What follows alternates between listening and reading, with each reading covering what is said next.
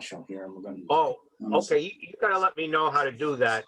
I run these every week with railroad people, and if as long as I'm running the show, I can record it. But if someone else is running it, I can't record it. How do you give permission? So I clicked your name and it says allow to record, make co-host or make host.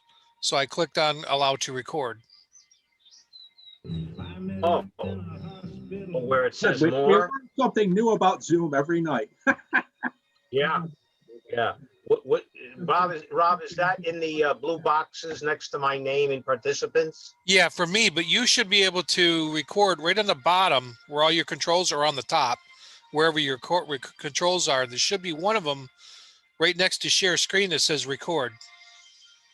Yes, you are correct about that. But unless you give me permission, I can't do it. So now I see how you give someone permission is you go to the participants box, go to the blue box that says more, and that must pop up. Is that correct? That's correct.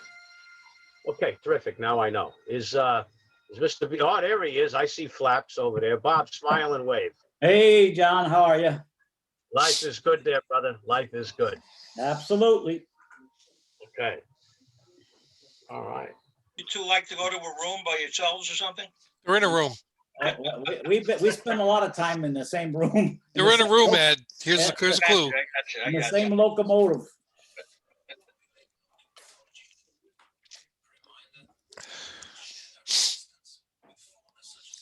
All right. Well, you still got 4 minutes to start, so you got a little bit of time. Ed, Yes. I just once again sent an email to your Yale address and it bounces. Well, you're sending it wrong, so I don't know what address you're using. Hold on, let me bring up the screen. I've got a bunch of things from you. Okay. It says, mail's failure, and it said edward.snyder@yale.edu. All hosts for yale.edu have been failing for a long time. Oh, it's Ed.Snyder. No, Oh, okay. no, it's Edward Snyder. Yeah. I beg to differ. You don't know your own name.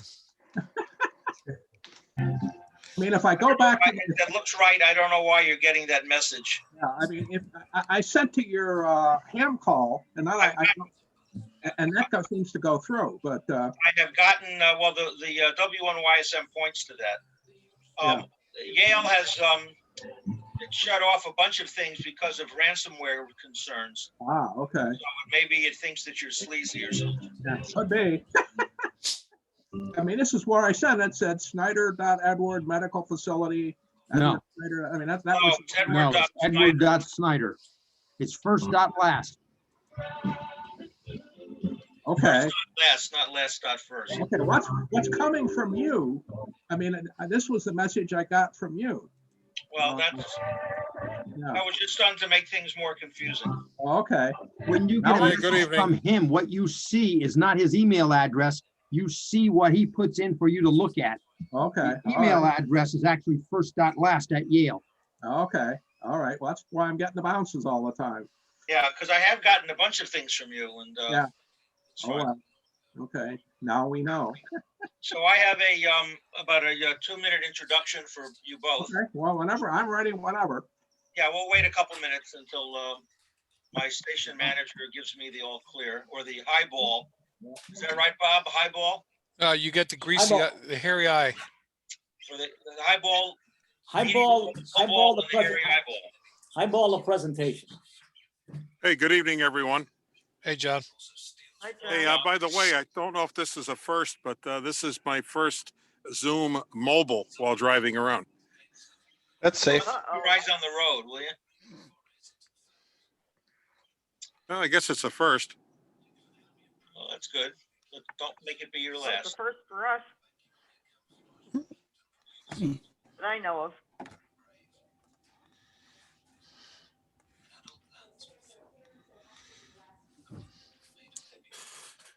Bianca, I thought Jerry was going to say hi.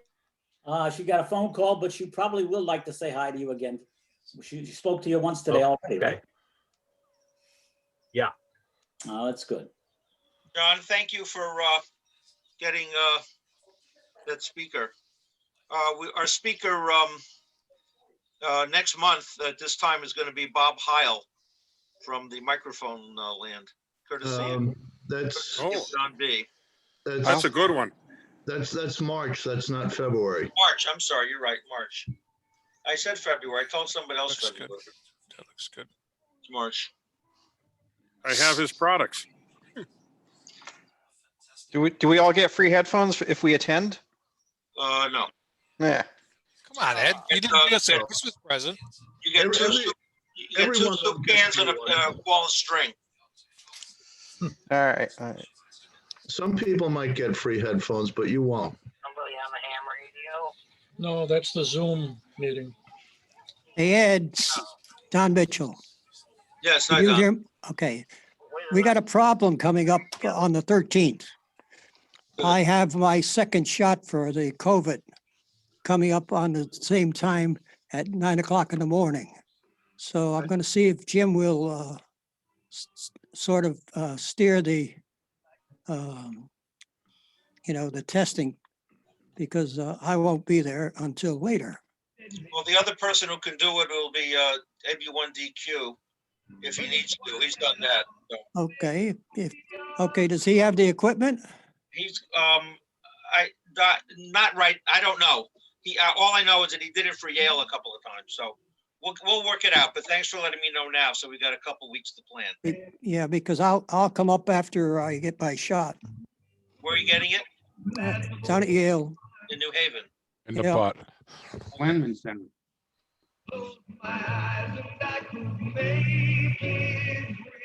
All right, can we mute that, please, so we can get going here? What do we got here? We got 22. Okay, we're getting there.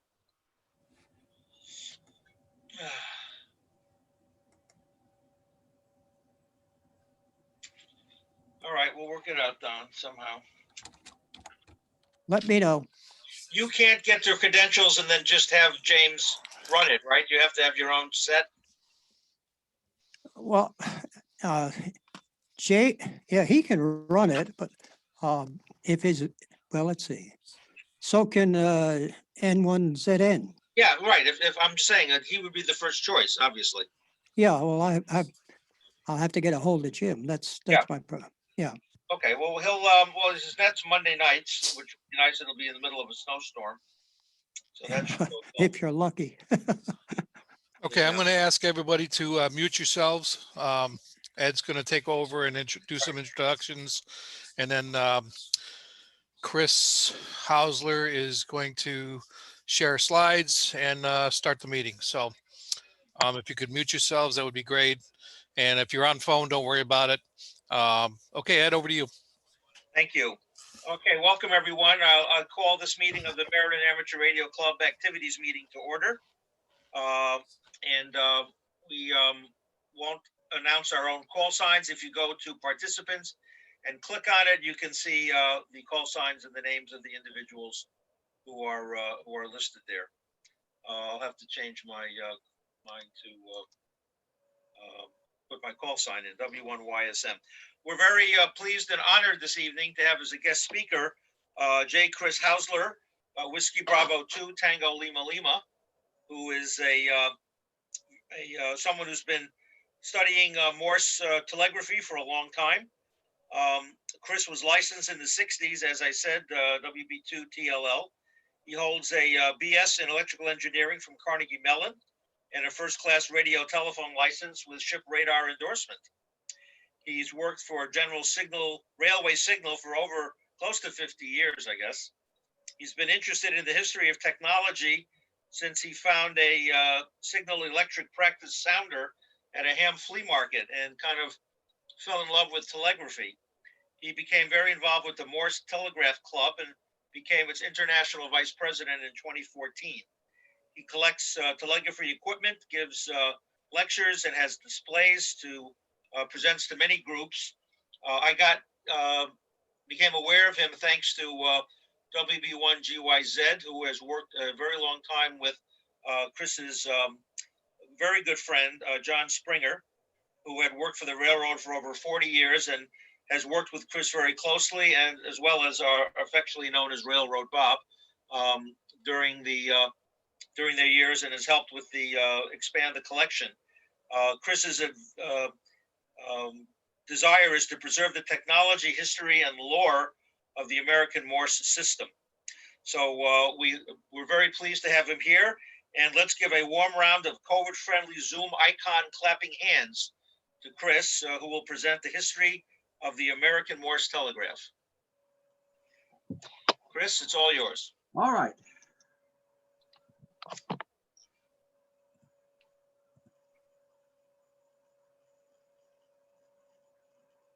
There we go. Tonight, we're going to talk about the Morse telegraph system as it was implemented and employed in North America. Probably because of its simplicity when compared to other budding systems of that era, like the Cook and Wheatstone needle system in England, it pretty much spread around the rest of the world. But in North America, they continued using the original Morse code, now called American Morse, whereas in Europe and elsewhere, an adaptation of Morse code, now called International Morse, became predominant. So now, a little bit of an overview. The Morse telegraph was the first practical use of electricity. It was the nervous system of the Industrial Revolution. The railroads were the arteries. The job of telegraph operator just involved handling information, not stuff. They were the first information workers. Operators formed the first online community. A telegraph wire is a lot like an internet chat room. We'll talk more about that later. It was the first job that accepted women in an office environment, even before they were accepted as secretaries. It was also basically the beginning of what today we call the global economy, because it allowed for companies to have a broader reach than just around town. So who is this Morse guy? He was born in 1791 to a famous geographer and Calvinist preacher. It's a respected family. He graduated from Yale in 1810, Phi Beta Kappa honors, and supported himself by painting. He went to England in 1811 for the first time to further his painting skills and worked with some of the top painters of the era. He was the founder of the still extant National Academy of Design, first president from 1825 to 1845. And again, from 1861 to 1862. He was a man of strong opinions and not afraid to say them publicly. Some of his opinions came out on the wrong side of history. He was rabidly anti-Catholic, and he was all for the Union, and if that meant slavery stuck around, he was good with that. His opinions got him into trouble and more than once and cost him on some occasions. He lost a commission to paint one of the panels in the Capitol Rotunda as a result. Morse hoped to paint grand historic scenes and then exhibit them to the public, making a living by charging an admission fee. The two paintings shown are the Gallery of the Louvre and the U.S. House of Representatives. His idea was, again, he would rent a hall and put these up and charge admission. The funny thing about the idea with the Gallery of the Louvre was typical North Americans at the time weren't going to get to France and be able to see this. And he was, of course, an artist and admired the art. And so he painted this and he was going to, to show people what the Gallery of the Louvre was like. The funny bit about this is supposedly that's him in the lower left corner painting the photo. He put himself in the picture. The right photo is the U.S. House of Representatives. And one thing I think is striking about it is it almost glows. Morse actually made a study of how he achieved various lighting effects to understand how to recreate them. However, at this effort, he failed, not always even making the cost of renting the exhibit hall. He had to fall back on his earlier efforts of painting portraits of well-to-do people who could afford to pay him for his work. He maintained at best a modest living from this effort. Morse was the classic starving artist. In fact, it's been written that there were times when he had to decide, when he was working on the telegraph, whether to buy food for his evening meal or wire for his experiments. Here's a couple of his portraits. Now, the one on the left, I think, is absolutely gorgeous, and he probably didn't get paid for it because that's his daughter. If you look at it closely, the lighting again is spectacular. If you look at the folds in the cloth, it's really well done. The guy on the right is DeWitt Clinton, who was the governor of New York at one point in time, and of course, one of the people that was for the Erie Canal, which is what became called Clinton's Ditch.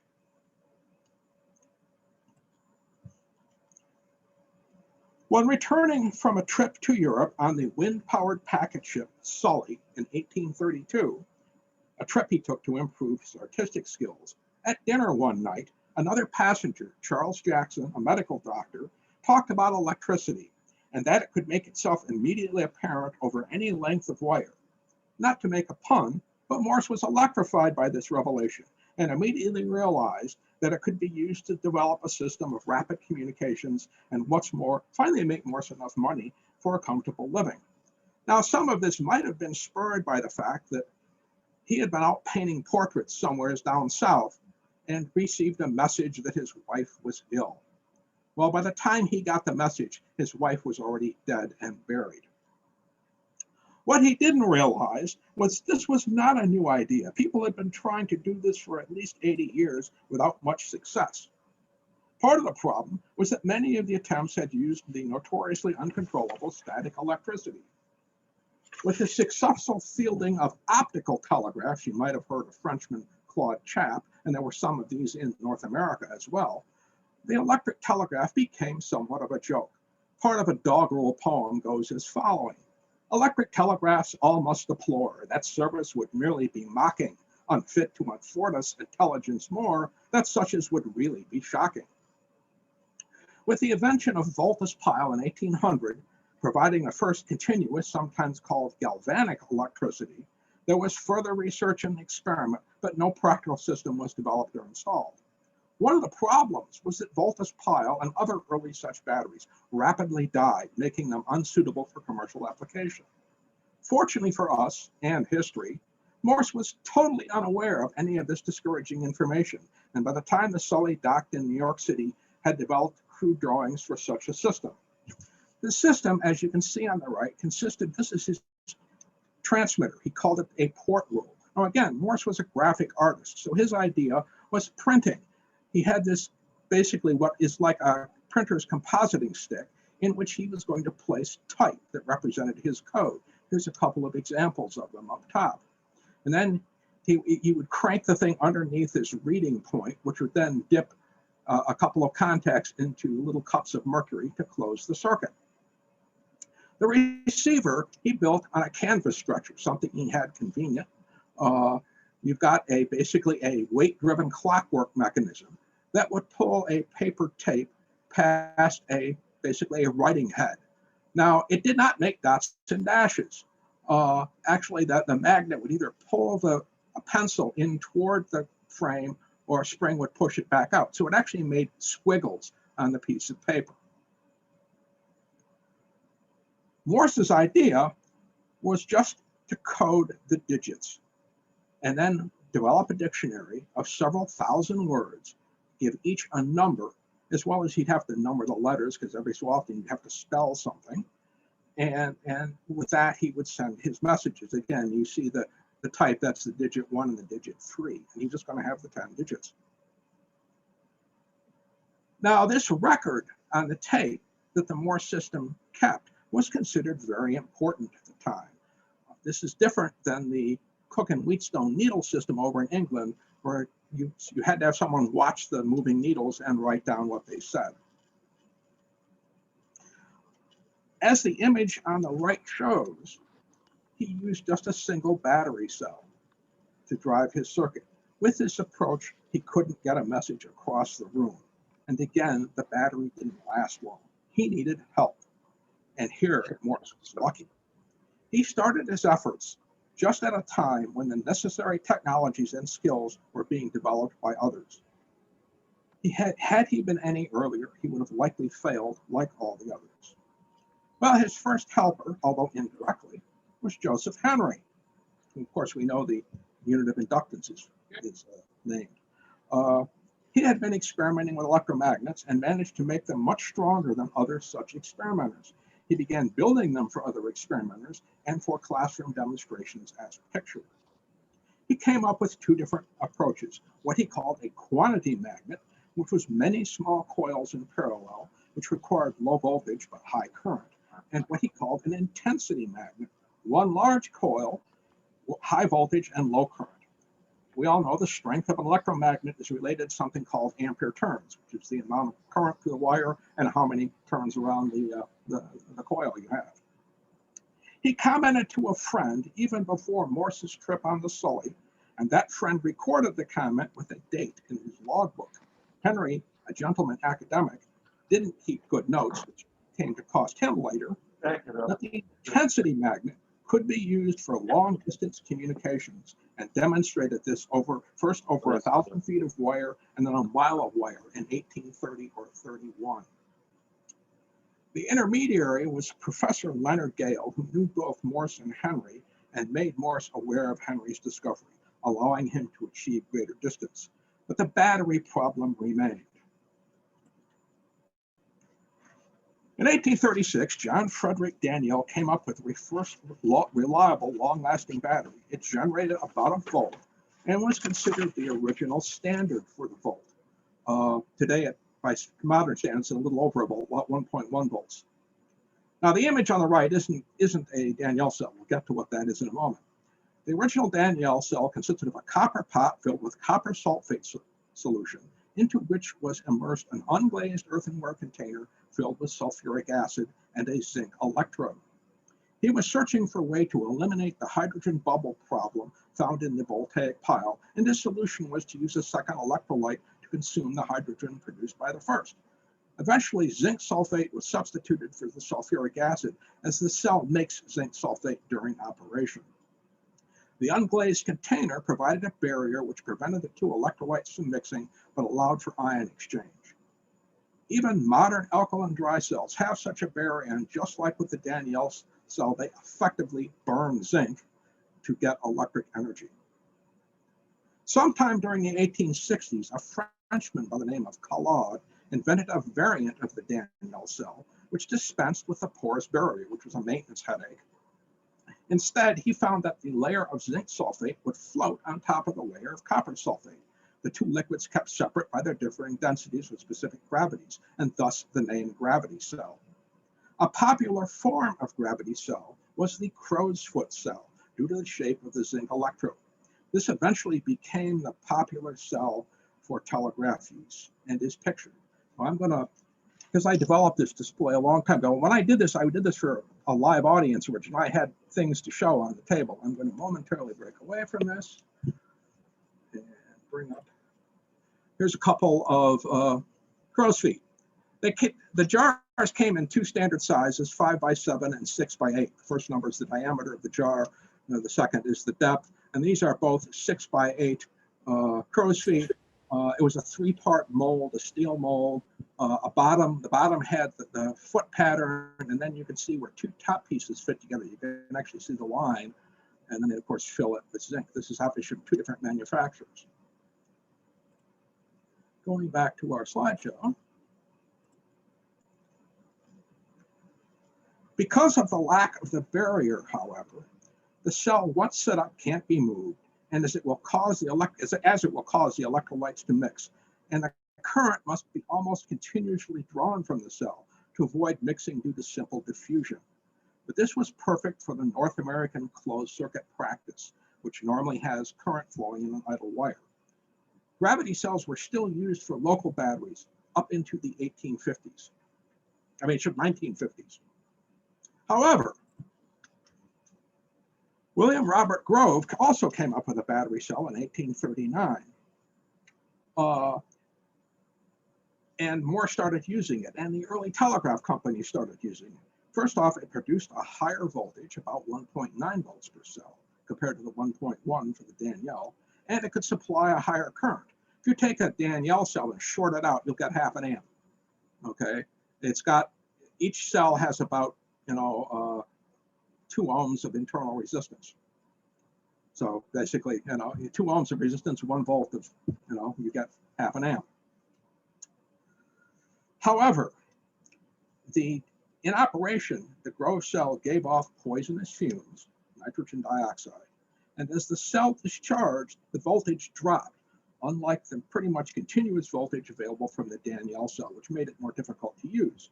Further, the electrolytes were concentrated nitric acid and dilute sulfuric acid, which are more dangerous to handle, and one of the electrodes was expensive platinum. By the Civil War, Danielle cells had pretty much replaced Grove cells. His next helper and one of his associates was Alfred Vail. Vail's father was an industrialist who built the Speedwell Iron Works in Morristown, New Jersey, which is now on the National Register of Historic Places, and Alfred learned the skills of a machinist there. He became interested in Morse's system and, for a piece of the action, took Morse's rather crude designs and simplified them and built a more commercially viable set of instruments for the original demonstration line from Washington to Baltimore. The work was done at Speedwell and essentially funded by Vail's father. The other thing is, although we call it the Morse code, there is very strong evidence that it is Alfred Vail that came up with the code. What you see on the right is an actual page out of Vail's notebook showing him playing around with different patterns of dots and dashes. The Vail family, if you should ever run into one, is still quite insistent about this. And in fact, they and others believe that Alfred was shortchanged by Morse, as Morse took all the credit for himself.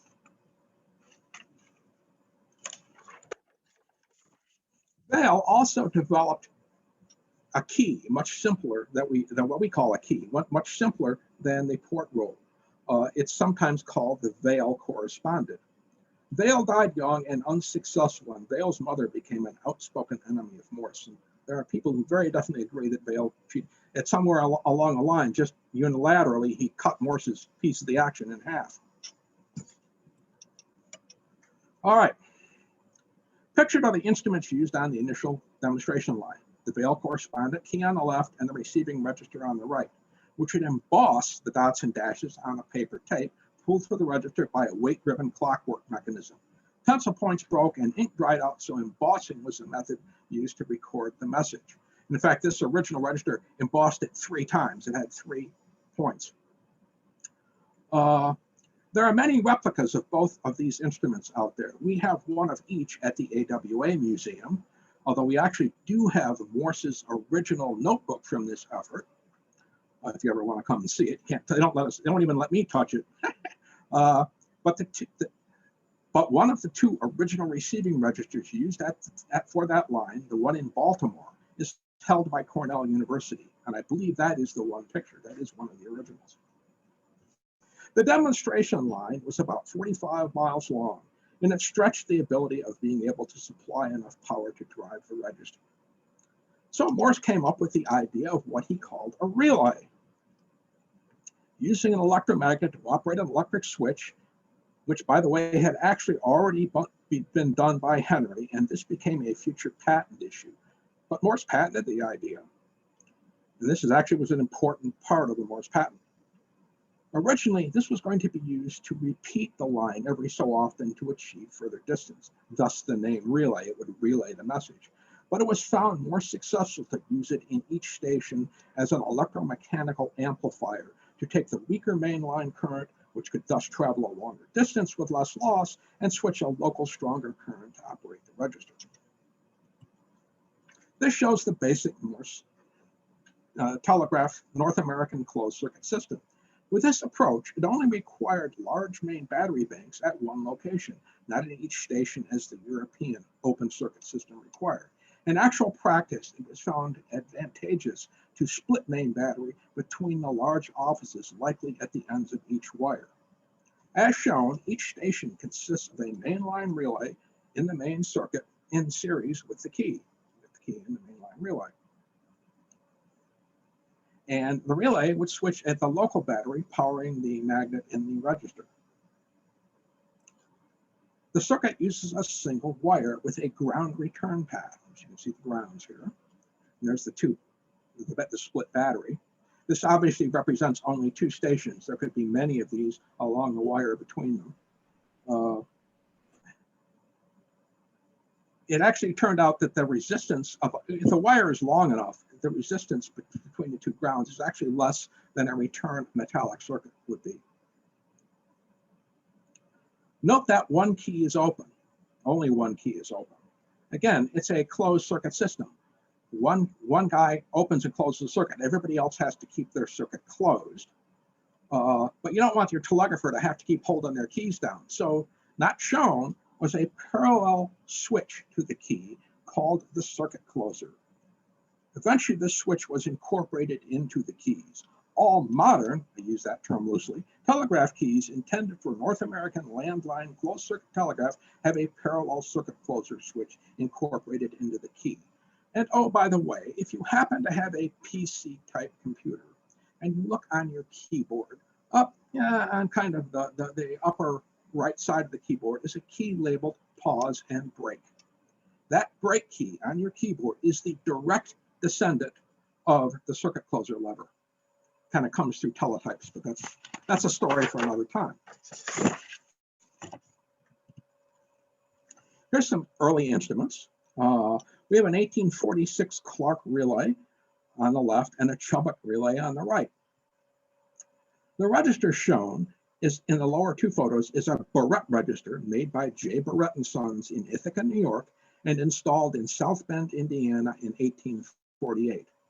Note the drum around which the cord with the weight attached would be hung to drive the register, because spring metal really hadn't been well developed at that point in time. And so you had to drive it with a weight.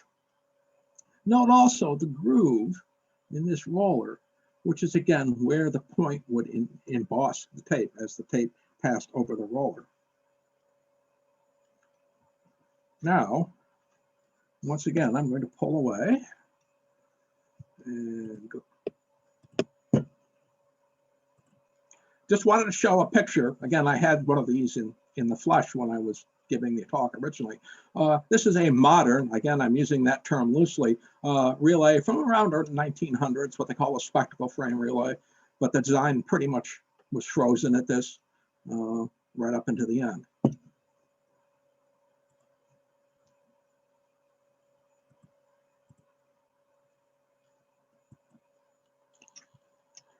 While embossing the paper tape, the register made a clicking sound. If you knew the code and were sitting around the telegraph office, you would quickly recognize the different sound patterns made by the register for each character. You can almost see the operators telling their buddies, "Betcha I can tell you what's on the tape before we read it." Many names have been put forward as to who was the first operator to read by sound. Later, Steel Baron Andrew Carnegie among them. But the record kept by the tape was considered important at the time, and if you were caught writing down the message without reading it from the tape, you could be fired in 1850. For practical purposes, however, it took 2 to transcribe the tape, the operator to read the tape and a copyist to write down what was on it, because you didn't want, you would otherwise lose your place on the tape. The Cook and Wheatstone problem had a similar issue. You can have that one guy watching the needles and somebody else will write down what the first operator saw. However, it was found that reading by sound was much more efficient, as it could be done by just the operator using his ears to read the instrument and eyes and hands to write out the message. Further, if there was an error in transmission, the receiving operator would immediately detect it, open the circuit, thus breaking the sender, because it's a series circuit, and the correction could be achieved quickly and efficiently, rather than not detecting it until looking at the tape and then trying to identify where the error was to the sender. Very rapidly, the complex register was replaced by simpler local sounders, which just made the clicking noise. By 1860, if you could not read by sound, you couldn't get a job as a telegraph operator. The images show early local sounders. Up from there's an 1850s Phelps design. These are 2 Prescott designs from up to the 1870s. And this is a design from 1875. This is the first one where you see a compression spring being used to move the lever back to its backstop. All the others or tension springs. It still, however, had this fiddly little post to support the compression spring. So once again, I'm going to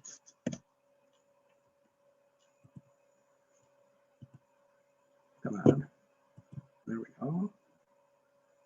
I just thought I'd show a couple of modern, again, a loose term, local sounders. We have a 4 ohm one on the left and a 400 ohm one on the right. 4 ohm one was, again, I talked about the gravity cell. Well, 4 ohms, you would use 2 gravity cells in series with the 4 ohm sounder for your local battery. Now, again, you got a 4 ohm sounder, 2 gravity cells each with a 2 ohm internal resistance. That's 8 ohms. 8 ohms, 2 volts, you know, a quarter amp. And that's what they're designed to use. The 400 ohm one used about 30 milliamps and basically came along when commercial power came along.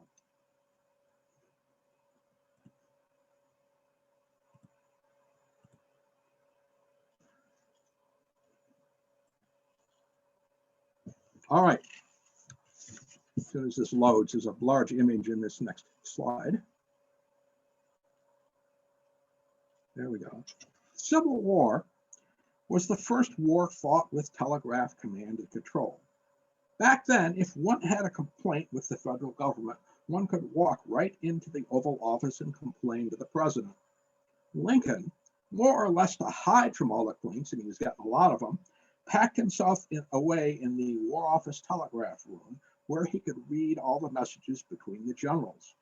However, by the end of the war, he was directing his generals by telegraph. It was the first time the president, in reality, became the commander-in-chief without having to be in the field with the army.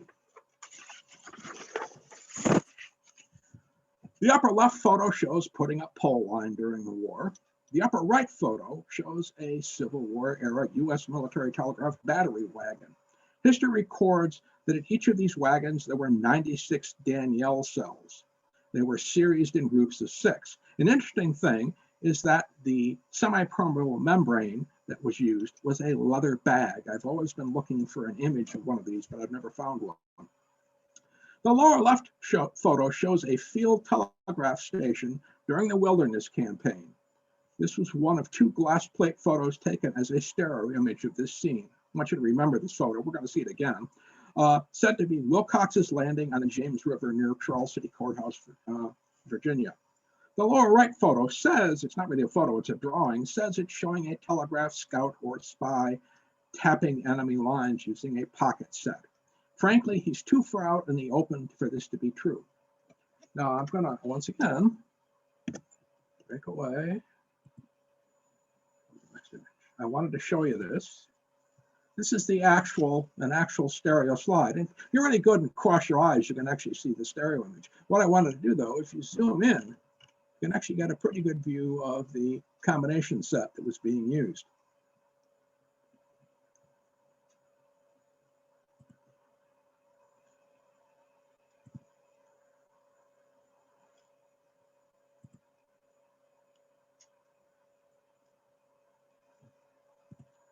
All right. Although telegraph was well established, oh, I missed something here. Scouts, telegraph scouts. Both sides sent scouts across enemy lines to spy on each other.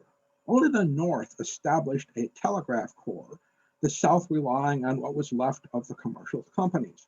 The North developed a series of complex cipher codes, which were never broken by the South, but the North sometimes erroneously sent information in plain text, and this was intercepted and acted on by Southern spies.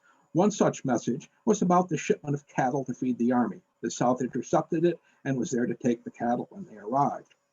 Being caught acting as a telegraph scout usually resulted in a quick and not necessarily painless death. The government and the military were not the only users of the telegraph. The press quickly adopted it as well. The telegraph put the new in news like nothing before or since. Newspapers would feature telegraph news. Now readers knew within a day what was going on with their armies. This created a nation of nervous news junkies.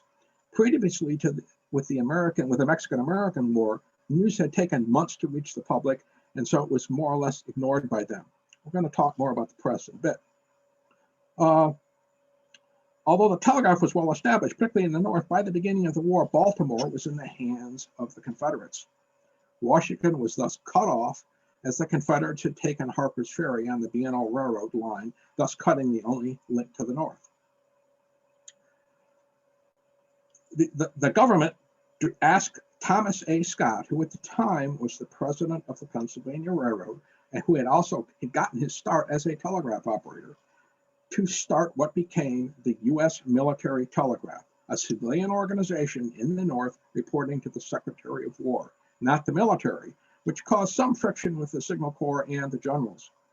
Scott, in turn, tasked Andrew Carnegie again, who was then superintendent of the Pittsburgh Division of the Pennsylvania Railroad, who had gotten his start again as a telegraph messenger, then an operator, with this effort. He selected 4 of his operators to be the core of this new organization. One of these 4 was a Richard O'Brien. O'Brien had a younger brother, John Emmett O'Brien, who he had hired at age 8 to be his messenger.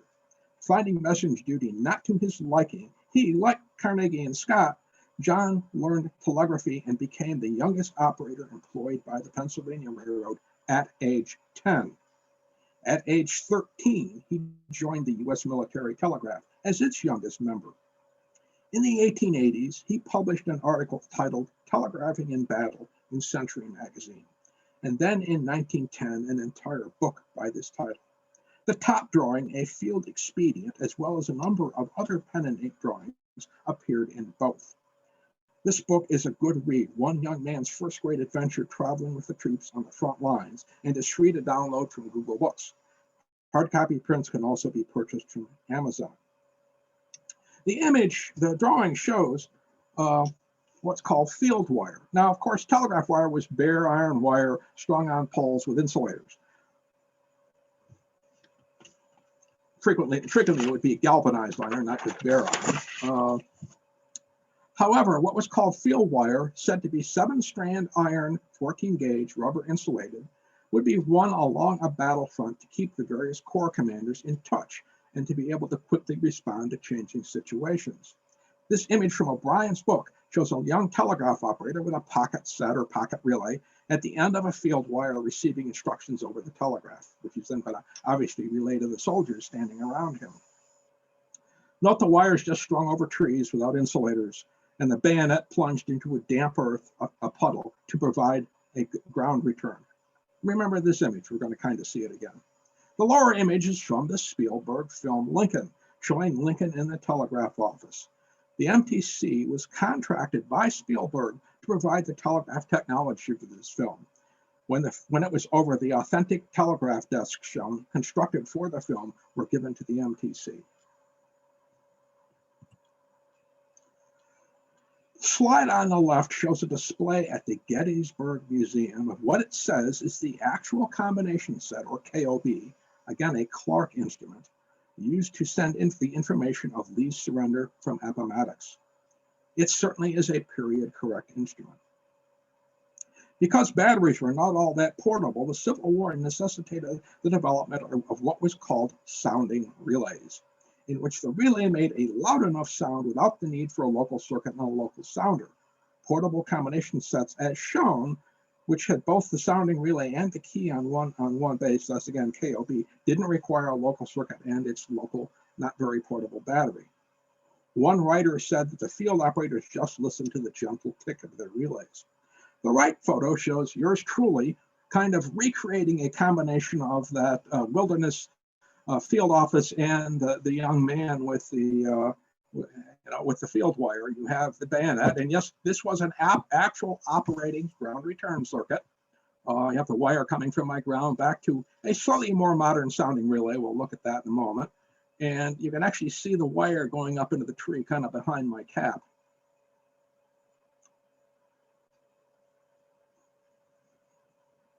Now, flags could be used for signaling along a battlefront, but this required wooden towers to be constructed so the Signal Corps flagmen could be seen at a distance, making them, of course, nice targets for the enemy.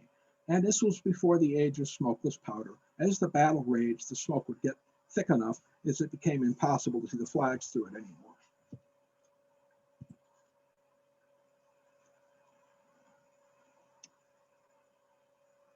The Civil War reenacting, of course, is quite popular. And the top photo shows one of our MTC members, the president of the Evergreen chapter from Tacoma, Washington, Kevin Seville, at Fort Steilacoom with his recreation of a U.S. military battery wagon. The bottom two photos show me at the Brooksville raid in 2006, a reenactment which I believe happens every January about 50 miles north of Tampa, Florida. The Florida chapter of the Morse Telegraph Club is quite active and did this reenactment that year. I happened to be down there on a business trip and so spent the afternoon with them. They dressed me up as a Confederate soldier and I explained Civil War telegraphy to the visitors. And you can see, obviously, that's me and that's me. Right? Oops, didn't mean to do that. All right, there. They had a demonstration of wiretapping. And after all, I'm a Yankee. So we were joking that I was a telegraph scout that sent down there to tap their wires and steal all their secrets. While we were talking about this, a platoon of young men dressed as Confederate soldiers were marching past.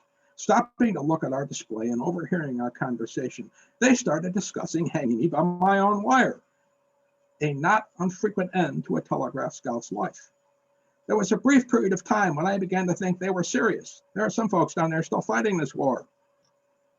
So much for the Civil War. As we said earlier, telegraph operator was the first job which accepted women in an office environment long before they became secretaries. The job came out of nowhere. There were no preconceived notions about who could do it. Up to the Civil War, there was a shortage of operators, so anyone who could do the job could get the job. In Victorian times, it was said that men and women occupied separate spheres, men of business and commerce and women of home and family, and both men and many women couldn't understand why a woman would want to go to do what many considered should be a man's job, as after all, telegraph was mostly dealing in business and commerce. That said, it was a better job than most available to women, and certainly some chose it, but some had to find work to support themselves due to being widowed, divorced, or their husband was maimed, or otherwise unable to work, or maybe even a deadbeat. As I said earlier, a telegraph wire is a series circuit and is a lot like an internet chat room. One person talks and everybody else hears. And in idle moments, telegraph operators would chat with each other, sometimes not knowing the sex of the operators on the wire. It is recorded that chess and checkers games were played over the wire. Hetty Ogle was the manager of the Johnstown, Pennsylvania Western Union office. She died in the famous flood. Because she signed her reports H.M. Ogle, Western Union management apparently didn't know she was a woman. Further, it was considered dangerous and romantic for a woman in Victorian times to be able to chat with a man, sight unseen, unapproved by a father or a brother. This so fascinated the general public that there was a whole genre of telegraph romance fiction written. Two titles I know of are Wooing by Wire and Wired Love. One of these was written by a young woman operator in Toronto named Josie Schofield, who was very outspoken in the telegraph press at the time about women making their own way in the world, saying, "It is surely far better for us to be engaged in some useful business, earning our own living, and making the most of our abilities, than to sit idly with folded hands, waiting for the coming man, who is often so long in coming and worth so little when he arrives." That said, she had her male telegrapher in her story, who was wooing her female protagonist, say to a friend that he didn't know a better way to ascertain the character of a woman than to work her on a wire. Marriage was still the desired goal for women. That said, many romances in fact developed between telegraphers over the wires, and marriages were not uncommon. The immediate past president of the Morse Telegraph Club is a Canadian woman, and she met her husband on the wires in the 1940s. The images we have, obviously, we're still using a register. A woman here in this photo on the left, a female telegrapher. Thomas Jepson studied women operators for a long time. He's published a number of papers and several books. This one, My Sister's Telegraphic, is, believe it or not, even though it isn't all that old, available for free download. Just search for the title and you can, and PDF, and you can download it for free. He also basically reprinted the only known autobiography of a woman operator, Ma Kiley, The Life of a Railroad Telegrapher, is the title of the book. Her story originally appeared as a 4-part article, and it was 1950 or 1951 in Railroad magazine. It was back then it was titled The Bug and I. Again, the book pictured is free to download. Copies of Mach Highly can be purchased. Andrew Carnegie, once again, taught a female cousin, Maria Hogan, to be a telegraph operator and set her up as a freight agent, but ran her as a school for young women. Why? Well, they tended to show up for work on time, unlike the men. They didn't swear at the customers, unlike the men. They weren't drunk when they showed up, unlike the men. And good frugal Scotsman that Andy was, he could get away with paying them less. Although some men argued that women weren't as good as men operators, it was clear to anyone that they were just as good. However, the practice of paying them less was common. When telegraphers first tried to unionize in the 1870s, one of their issues was equal pay for equal work for men and women. The men, clearly in the majority, weren't doing this to be nice to the women. They weren't doing it in fear they would lose their jobs to lower paid women. As a result, however, the early telegraph unions became allied with the early women's rights movement. Western Union by that time had become the elephant in the room, and they had developed what was their famous or infamous sliding scale, which tended to drive wages down over time. And speaking of Western Union, Hiram Sibley and other Rochester businessmen right here in good old Rochester, New York, formed the Mississippi Valley Printing Telegraph Company in 1851. As there was already a Morse franchise line through Rochester, they had to use competing telegraph technology, the house printer. This was an early teleprinter, which actually worked, on good days at least. The Morse interests made money by selling exclusive franchises to independent companies to use the Morse patent over some specific route or in some specific territory. Once Morse had shown that his system worked, it became the next big get-rich-quick scheme, kind of like the dot-com craze of the 1990s. Sibley and friends, instead of building yet another money-losing telegraph company, went about acquiring bankrupt and poor-performing regional companies and stitching them together. Along the way, Sibley acquired rights to use the Morse patents, and the house printer was dropped. Ezra Cornell had been contracted to design the plow used to dig the trench, install the cable, and then cover it up for Morse's demonstration line between Washington and Baltimore. When the installation of this line, and there were other reasons it probably wouldn't have worked, proved flawed, and in addition, they had already spent most of the $30,000 Congress had allocated for the effort, Cornell contrived to seriously break his plow, thus stopping work in a manner that would not arouse suspicion, so the Morse partners could come up with a better way, which we all know is open wire pole line. Cornell then went also into the telegraph business and became a bitter rival of Sibley and his interests. But as all small telegraph companies weren't making a lot of money or in fact losing money, they eventually put their differences aside and merged. Supposedly, Cornell insisted on the name Western Union for the combined companies as part of the merger deal. If you look at all the early players in the telegraph industry, including Morse, Cornell by far made more money from his involvement. Cornell University was built with his telegraph profits.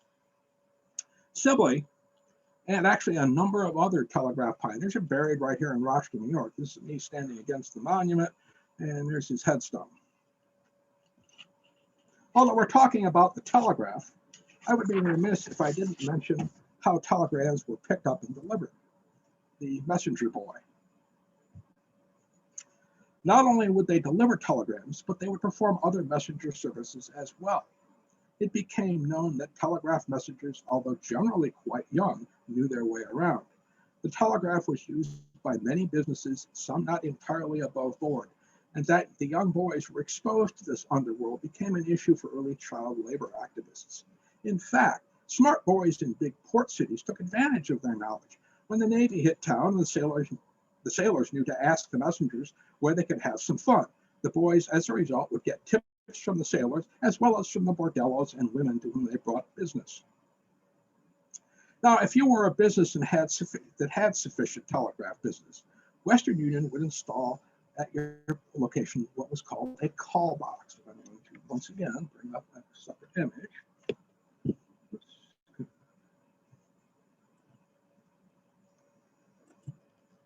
Oops.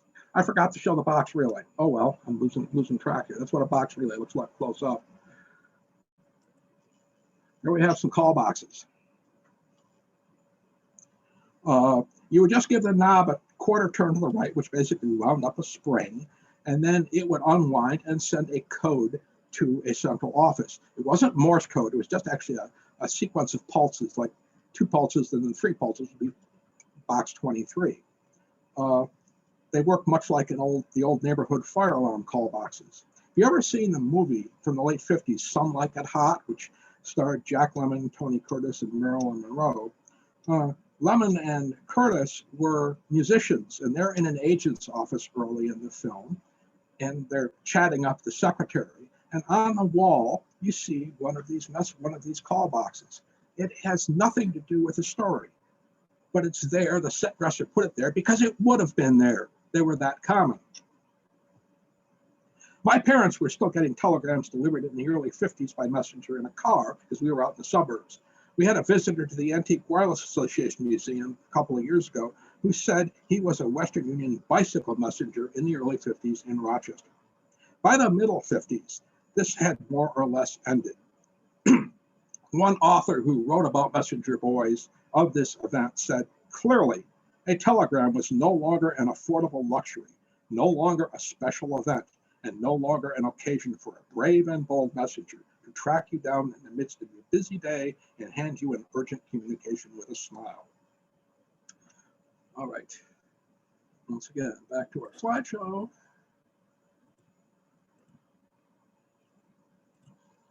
Western Union, like all businesses, advertised. The ad on the left, of course, is pointing out the efficiency of the telegraph versus the telephone. And this was back in the days when a long-distance phone call wasn't very cheap, and a telegram actually still was. It just shows a telephone conversation, and they've extracted the words that really, transferred information and put them on a telegraph form. The ad on the right, obviously, is not politically correct in today's world, but it is pointing out a problem that Western Union had. Excuse me for a moment, I'm going to get a glass of water here. The telegraph was used mostly by business. Individuals usually only used it for emergencies. Mother ill, come quick. Or father passed, funeral Tuesday, can you make it? One small town telegraph operator who was a member of the Morse Telegraph Club was walking up the front steps of a house to deliver a telegram. It was what's called a book telegram, which was an early form of S.A.M, basically the same message sent to a bunch of people advertising some service, and heard a shriek of terror from the house. It's the telegraph operator! Telegrams brought bad news. So this ad was one way to encourage individuals to send congratulatory telegrams, so to increase the use of the telegraph. Western Union had a number of other ways of promoting the idea. They would print special forms for various occasions. I've seen Christmas, Easter, and here's a New Year's gram. You have 2 images. The one on the left is the blank the sender would use. And although you can down here in the bottom write your own message, just like greeting cards today, for those tongue-tied, it has a bunch of canned sentiments. You just check the appropriate box, and that canned sentiment would be sent and then printed out. This is the form that the receiver would get. I also have a small pocket book that is a calendar for the years 1949, 1950, and 1951. Each page or pair of pages is a different month. And for each month, it has a series of canned sentiments for events typical that month, again, Easter or graduation in June.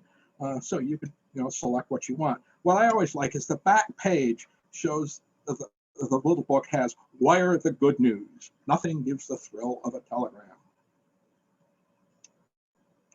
We mentioned earlier that the press were big users of the telegraph. And it was particularly important for very timely events. And sports is a very timely event. Everybody wants to know what their team is doing. What we see here are 2 images taken in the early 19-teens of a World Series game in the Polo Grounds in New York City. You can see the field here, and here you have 2 rows of telegraph operators reporting the play-by-play. I wanted to point out these last 2 guys are using what are called Barclay box relays. And once again, going to slip away for a sec. Here's a Barclay box relay. It's just like a box relay. It has a metal box and a thin wood diaphragm. Again, the contacts are mounted on the box. The whole idea of the box relay is, of both kinds, is that the box acts as like the body of a guitar. It amplifies the sound somewhat. These had a limited popularity. The original box relay lasted for about 40 years, from the 1870s up until about 1910, and these kind of happened, 1910, 1920, and then went away. They're relatively uncommon these days if you want to collect one. All right, back to the slideshow.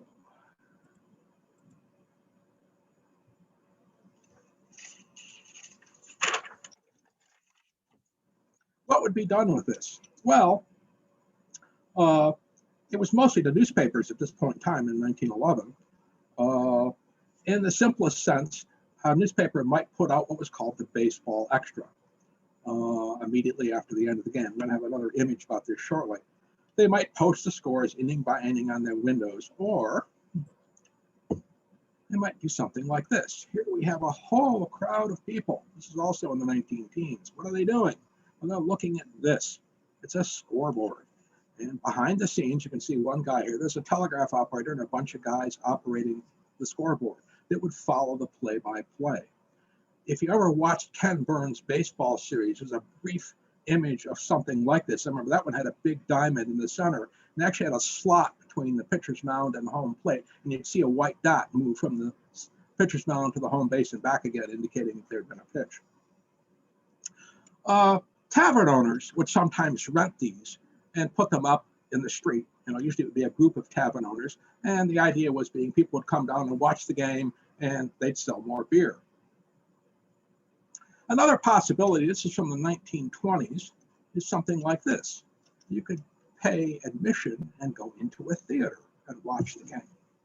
This was actually a patented system. And here it's all done with lights. Here's the behind the scenes. You've got the guys operating the board and all the lights. And then you've got the telegraph operator. He's the guy sitting down, and you really can't see it very well in this image, but he's got his typewriter and his telegraph sounder there.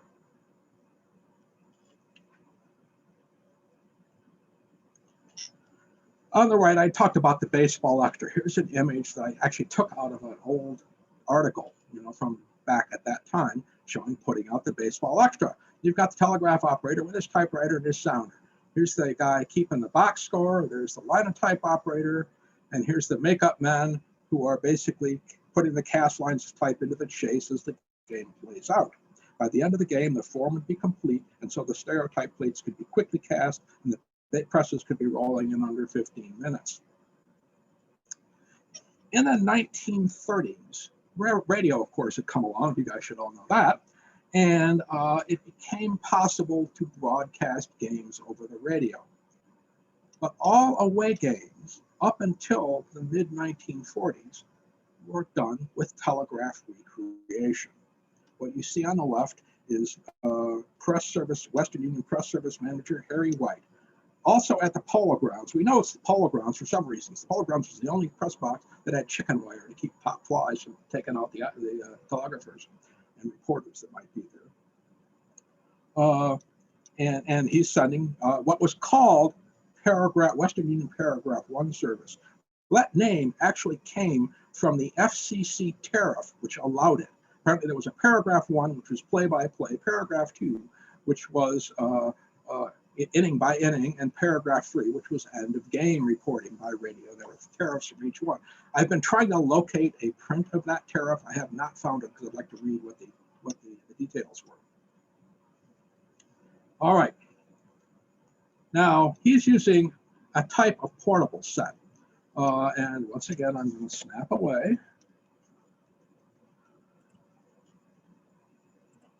Here's a couple of them that I have in my collection. In fact, this one on the left is sitting here right to my right, and we're going to use it a little later to actually communicate.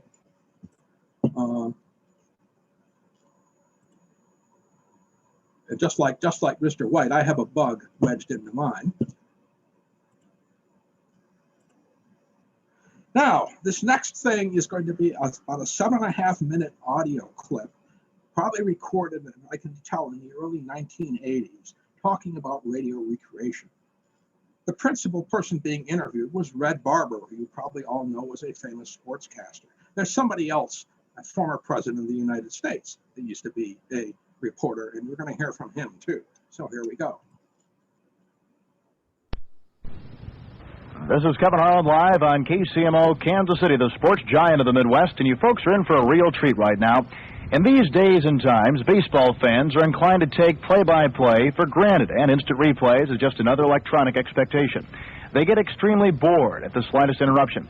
Well, broadcasting, of course, is not always this sophisticated, and this next feature is a bit of nostalgia on the early days of baseball broadcasting, back in the days when we moved at a much slower pace, and when we had only 8 teams in each league, and Major League Baseball reached only as far as St. Louis. It kind of salutes a different type of communicator, unique in his time, who brought the nation the news of its baseball heroes, almost to the instant. Here's Bill Davis.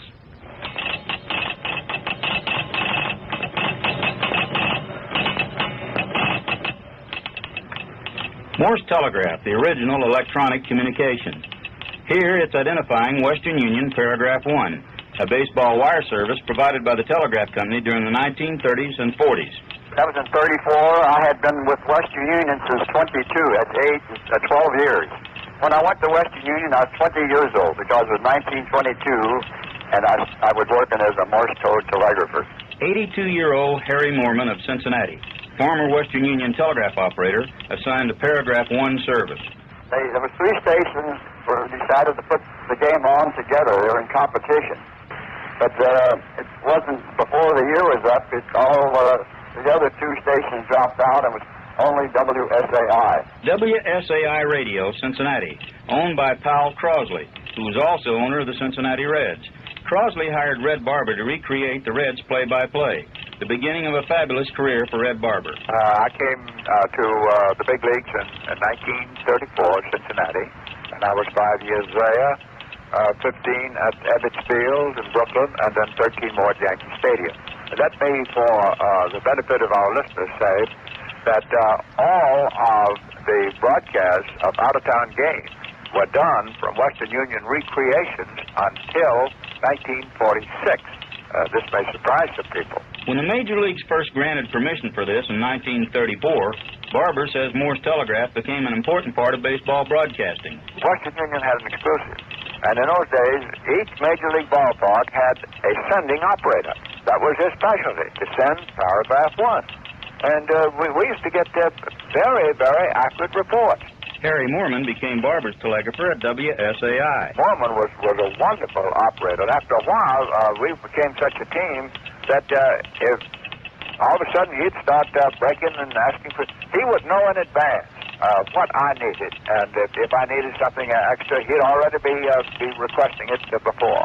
And Red describes the coordination between announcer and telegrapher. And the way we did it with Harry Moorman, sitting in the studio, he would sit to his typewriter and would have his bug right alongside of it, and I would be looking over his right shoulder at what he wrote on the typewriter, and he would translate the dots and dashes into consonants and vowels.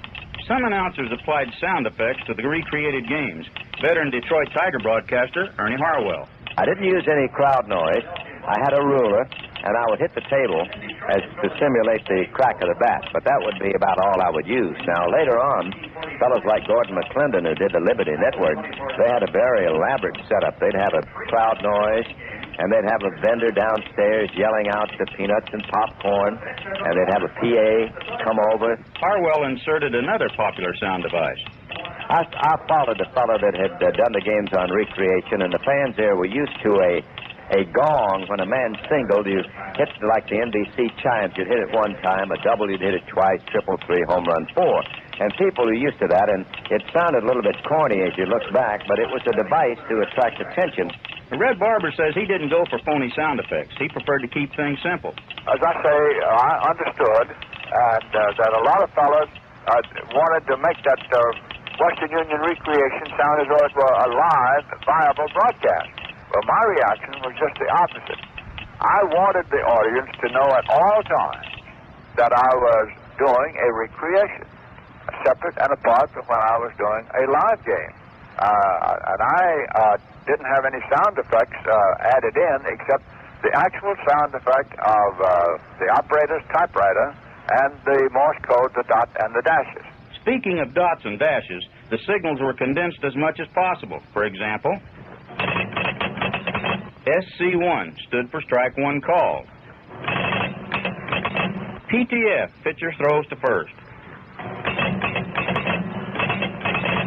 NTG-AX, sent at the end of an inning for nothing across. No runs, no hits, no errors, none left. According to Ernie Harwell, amusing situations sometimes developed when the telegraph signals were heard ahead of the announcer's dialogue. That didn't bother us, although there were always stories about guys sitting in the bars, you know, who knew the Morse code, and they would place a bet that Joe Jones was going to hit a home run because they'd heard it on the Morse code maybe a half an inning ahead. In 1946, the Yankees sent Mel Allen on the road to broadcast live, the beginning of the end for paragraph one. But until that time, most of the country depended on Morse telegraph for its Major League Baseball. Chicago Cub fans in Iowa tuned in on WHO Des Moines and listened to Cub games recreated by sports director Ronald Reagan. Curly Waddell was the operator, sat on that side, and he would type and slip it under the window to me.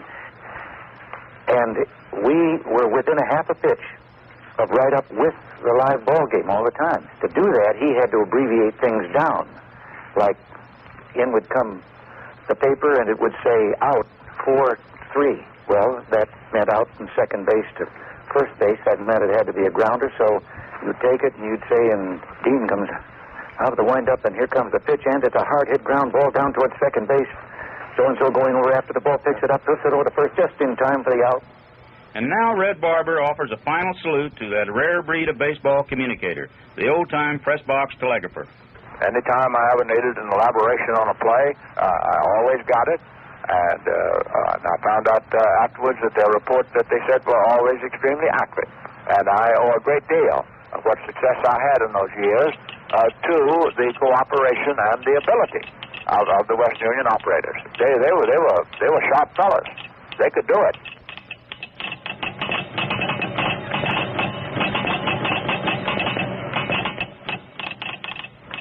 This is Bill Davis. You're listening to Royals Pregame.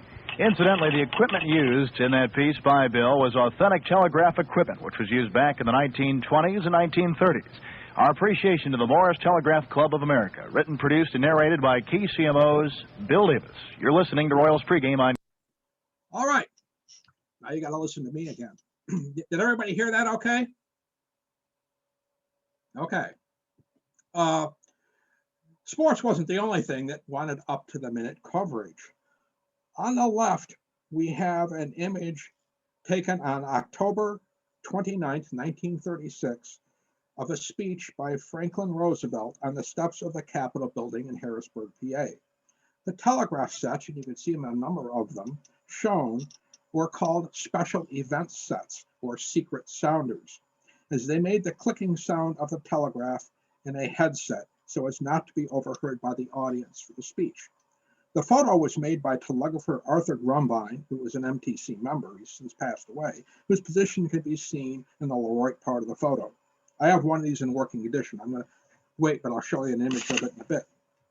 The image on the right, Thomas Lonergan was a self-confessed playboy, and he and his beautiful 22-year-old wife, Patricia Burton, who was heiress to the Burton Bernheimer beer fortune, never heard of that before, and which was said to be worth about $7 million, had been living the wild life, drinking and carousing in nightclubs until dawn, and known for scandalous sexual behavior. He murdered her in her bedroom with a silver candlestick. Sounds like the origin clue to me. Because of the fortune and the behaviors, there was worldwide interest in the trial. Reporters and telegraphers are shown in the right image reporting on the trial in real time. They're using a different style of Western Union portable set, what I call the side-by-side set compared to the over and under set. And once again, I'm going to slip away. Here's the special event set. You can see the headset.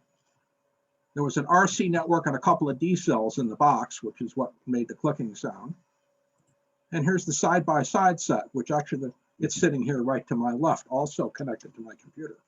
It looks like it's been through the wars, but it works just fine.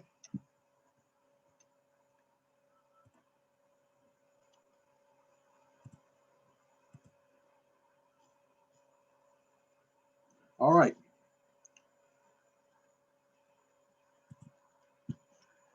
The other big user, and they were the last user of the telegraph, was the railroad. Now, I gave this talk originally to the Honeoye Falls Historical Society, and so I have a couple of Honeoye Falls images. This is a picture of the Honeoye Falls station for what was called the New York Central Peanut Line. It had nothing to do with peanut nuts. It was an early line. It was originally the Batavia and Canandaigua, which was bought by the New York Central. Apparently, some New York Central exec, upon hearing about it, said, "Well, that's just a peanut of a line," and the name stuck. You can see various signs. There's a Honeoye Falls sign, American Express, back when American Express really was an express company, and you've got the ubiquitous Western Union enamel telegraph sign. And just for grins, I don't know how well you can see it. Here's one of them. They were everywhere.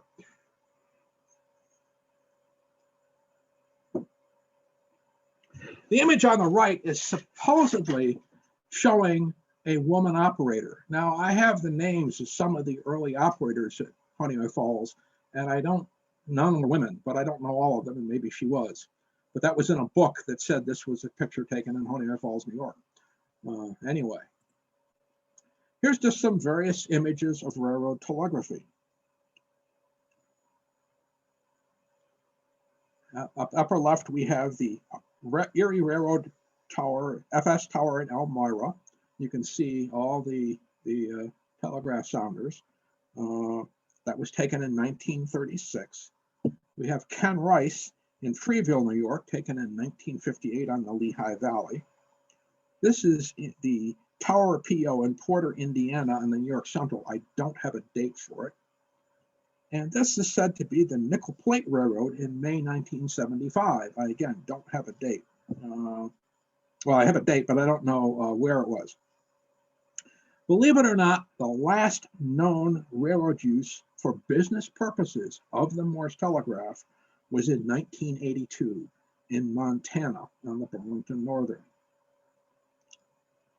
Now, the railroad used Morse code for all the usual business purposes that other businesses did, but a special purpose was for what were called train orders. When railroads were first constructed in this country, they were constructed with a single track because it was cheap. But you had opposing trains, and you had fast trains and slow trains. So you needed a way to both have the fast pass the slow trains and the two opposing trains meet. Now, originally this was done with a schedule, which scheduled all these events. We all know what happens to schedules. So a system in the 1850s called timetable train order was developed. You started with the schedule, but then every time a train passed a station, the telegraph allowed the station agent in that station to wire in what was called an OS report. Actually, no one knows anymore what OS originally stood for. It might be on station, out of station, on sheet. We're not sure. That report went to a dispatcher who kept record of all the reports in his territory, and he then knew what was working and not working on his railroad. He could then send back out to the stations ahead of the trains, because there's no direct communication with the train, what were called train orders. Now, if you saw that Honeoye Falls image, you see one here too. You have a special type of signal called an order board. It has a signal for each direction, and it would indicate to the train in the direction that it's displayed for whether or not the operator had orders. Now, there were two kinds of orders. They were known as Form 31s or Form 19s. For a Form 31, the train had to stop and the crew come in and sign for it. For a Form 19, they could pick it up on the fly. And in fact, this signal for this train is showing basically, I've got a Form 19 for you. And you can just vaguely see it. You see the operator and his sleeve guards holding up what is called an order hoop. This drawing shows a clear idea of what the hoop looked like. It was basically a bent stick of wood, and where the stick bent back, there was a clip, and you would clip the orders and the clearance cards in that clip. And then the engineer or fireman would pick up the hoop, take the orders off the clip, and throw the hoop off the train. Now, if he was really quick, that might be at the end of the platform. It could also be half a mile down the track, and it could be snowing outside, and the poor operators had to trudge after these. So in the late 1920s, a tower operator in Freeport, Illinois, came up with what he called a better idea, the high-speed delivery fork. Now, here's an actual ad for the fork, which shows it originally was in Freeport. They moved to Shelbyville, Indiana. And you would pre-tie these loops of string, and then when you had orders, you'd hook them in. There was a special way you were to tie the knots. You would hook them in to the knotted string, clip the string to the hoop, to the fork, I should say, and then hold it up. Now, when the train came past, he would take the string, you still held the fork, and no trudging down the track anymore. I have here an order fork, which says the high-speed delivery fork of Shelbyville, Indiana.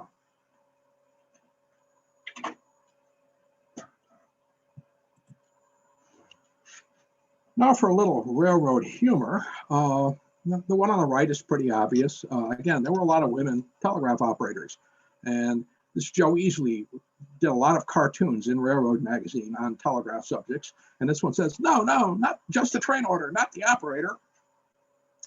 Now, this image on the left, I have talked to a couple of our members who came up about the time this image appeared, which was in 1940 or 41, who, upon seeing this as a young person, became telegraph operators. Here you have a natty operator, and he's obviously rather full of himself, and you see a young, admiring woman looking through the window. This actually happened. And some operators were known to take advantage of this. To become a railroad operator, you had to cub the job at no pay until an agent for whom you were cubbing was satisfied you could make the grade. You would then be tested by the chief dispatcher on your knowledge of the rules and your skill as an operator. If you passed, you would be put on what was called the extra board, meaning you were available for work should any come up. Such new operators would find themselves being sent all over around the division to cover for others sick or on vacation or when there was a traffic rush somewhere. However, there was no guarantee of employment or pay otherwise. Eventually, with building seniority, you hoped you would be able to hold on a steady job. Now, this image kind of mostly looks like an advantage for the young man, as of course, most but not all such operators were young men. But we also must consider the situation from the young woman's point of view. If you were a young woman in small-town America back in late Victorian times, your actions were somewhat prescribed by custom. Your freedoms were limited, and you were likely expected to remain with your parents until suitably married. It is also likely that you were well aware of the talents, or lack thereof, of the local population of marriageable young men. So when this new operator, likely in his late teens or early 20s, shows up, he was, in simple terms, fresh meat. Certainly you were going to check him out. And again, operators of that era have reported that such checkouts were common. Furthermore, in what was an agrarian economy with only seasonal and sometimes absent income, this guy had a regular payday and was working at what was a respected job. Finally, if you were tired of living in your boring little town, this guy, being he was likely new and going to get moved around a bit, might be your ticket out. But there were occasions where the young women were taken advantage of. One young man, about the beginning of the 20th century, Herbert Pease, wrote a book, Singing Rails, about his experiences working for the railroad at the dawn of the 20th century. He passes the tests and is riding a train home afterwards, wondering how long it will be before he lands any kind of even temporary position. He is surprised when, upon arriving home, there is a telegram waiting for him, ordering him to immediately proceed to some station and take over the night trick. He catches the next train, arriving a little after night trick would have started. The day agent, disgusted at having to work unpaid overtime, just throws on the keys and leaves, not explaining anything about where things were. As this is his first trick on his first job, he is, of course, nervous and is looking around the station, trying to find things and wondering just what he has gotten himself into when there is a commotion at the door. An obviously drunken young man busts in and demands to see the night operator. Mr. Pease identifies himself as the operator, at which point the young man pulls out a pistol and shoots at him. Fortunately missing, otherwise he wouldn't have a good book to read. Mr. Pease escapes, and eventually the young man is restrained and taken to the local jail. It turns out that Mr. Pease's luck at getting the quick job was that the previous night operator at that station had gotten a local girl in, as they used to say, a family way, and on learning this had skipped town. The drunken young man was the girl's brother out for revenge against the night operator. He just got the wrong one. Not many folks can say their work life began with a bang. How did people become telegraph operators? Well, like I said, you could hang around the station and covet jobs, sweeping out the station, blacking the stove, cleaning the toilets, and other such mundane tasks, usually at no pay, for the agent in turn for him teaching you telegraphy. This was much more typically done by young men, as hanging around the railroad station was considered rather unseemly for young women. After all, that's how traveling salesmen came into town, and they too were famous for getting local women in trouble. If either of your parents were telegraph operators and you were interested, you could learn the skill from them. I mentioned earlier the Canadian woman who was the MTC's immediate past president. She grew up living in a railroad station and learned the skill from her father. A letter to the editor in an early 1940s issue of Railroad magazine described a man and woman operator who met and married working in the large Western Union office in New York. Naturally, they started having children, but decided that New York City was not a good environment in which to raise them. So they moved out to Montana and took over a railroad station. When it was all said and done, they had about 11 children, as evenly as you can, with 11 boys and girls. According to the writer, who was one of the male children, by age 16, each and every one of the children had a paying job as a telegraph operator. Telegraphy was in some ways a family business. As the slide shows, there were telegraph schools, some well-respected, some fly-by-night, who would take your money and then disappear. There were also a number of mail-order textbooks you could buy for self-instruction. Again, some good, some not so good.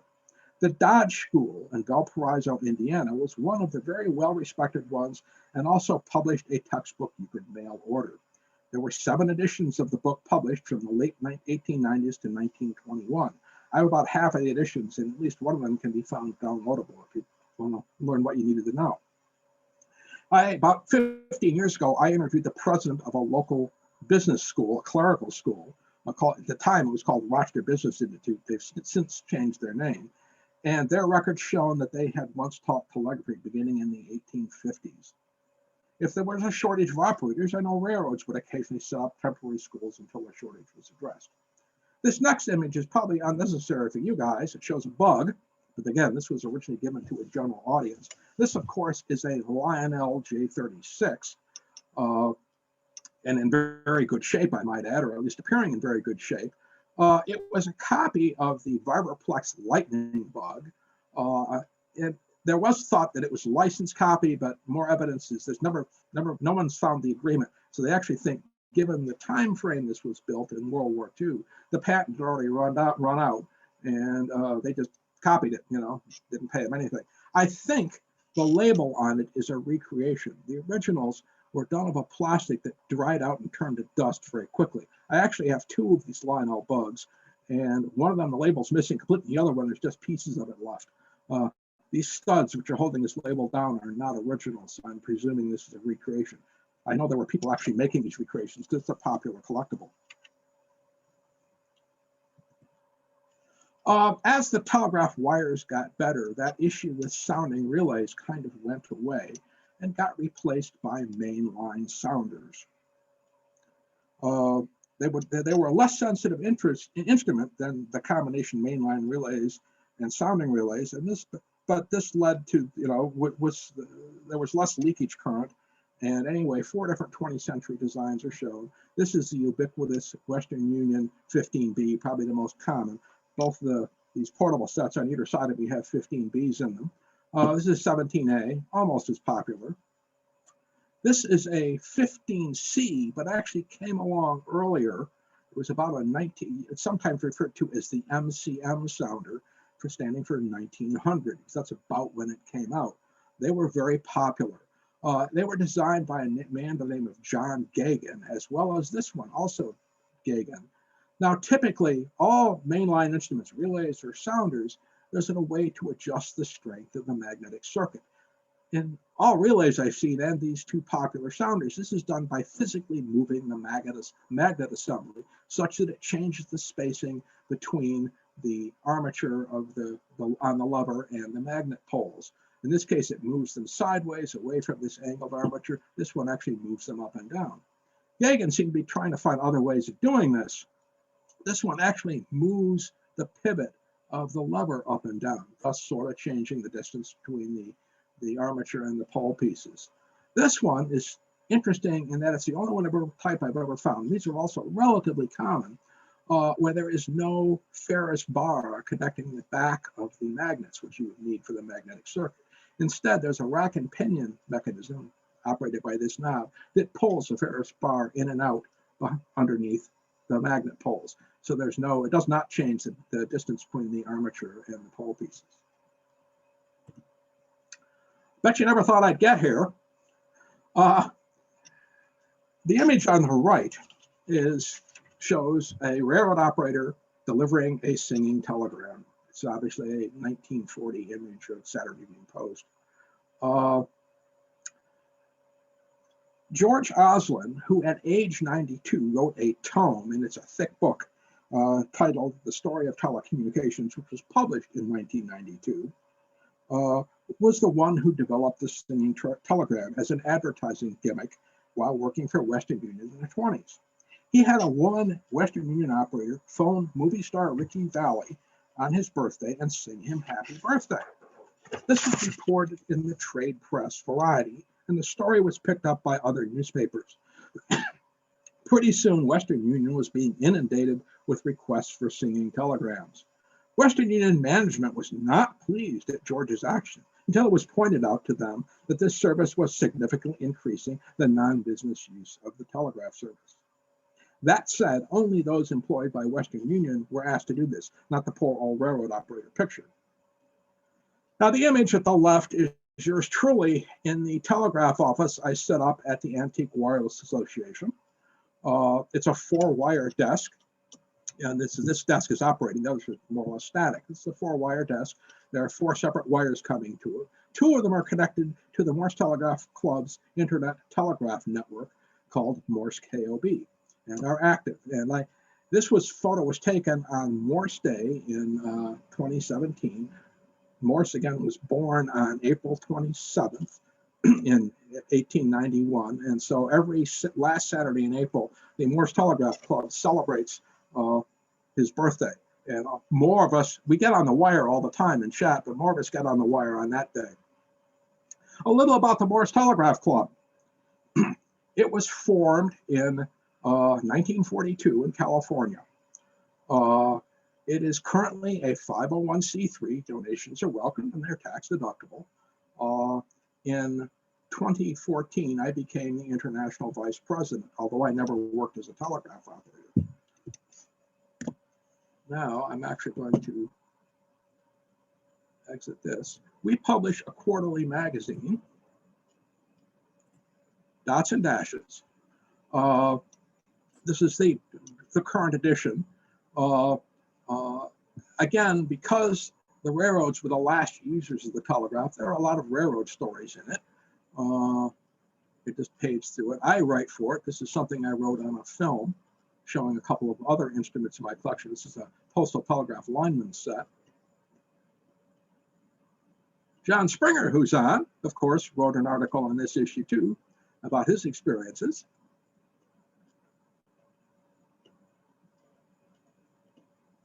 I also do a regular review column of books and movies, whatever I can think up of that time. And I'm going to give you a link from which you can download this issue in a moment, in case you want to take a look at it. Membership in the organization is $20 a year. Again, we'll accept additional donations. And we actually got a lot of donations this year. And you get 4 issues of it. And it's a very collaborative group. And again, we get on a wire, and some of us get on a wire and chat regularly.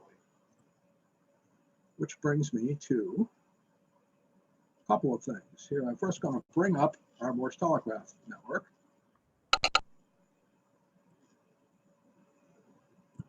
Now, and I'm also going to bring up a page which shows a bunch of links. So this is the Telegraph. This is our club website. You might want to take a screenshot of this. This is the link to where you can download the program I'm about to demonstrate, our Morse KOB. This is a link to the Antique Wireless Association. Back in August 2019, a man made about a 13-minute video. K7HEE, I think is his call, and this is a link to that. Working in the telegraph office. When I was going through the magazine, there is a 53-minute film, silent film, made in 1924 of postal telegraph. It's fascinating. I mean, it's a world that's no longer, and this is the link to that. And this is the link from which you can download that issue. Now, this link won't last all that long. I would get it in the next month because it may not last beyond the next issue. All right. Hold on here just a second. Forgetting that I've got, I don't know if you can see this. I'm trying to hide all the video here. I'm going to connect to, we have a bunch of wires. I should have said this before.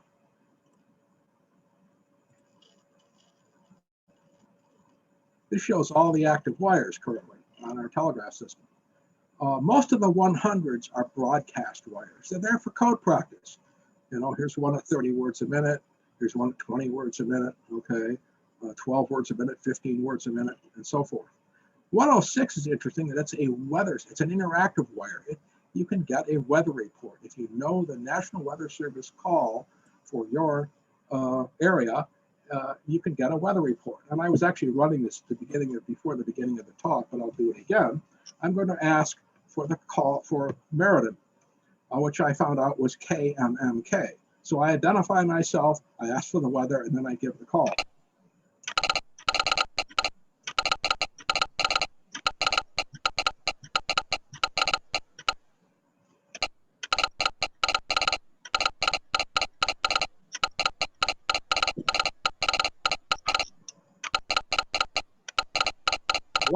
While we're doing this, we can take a screenshot of that.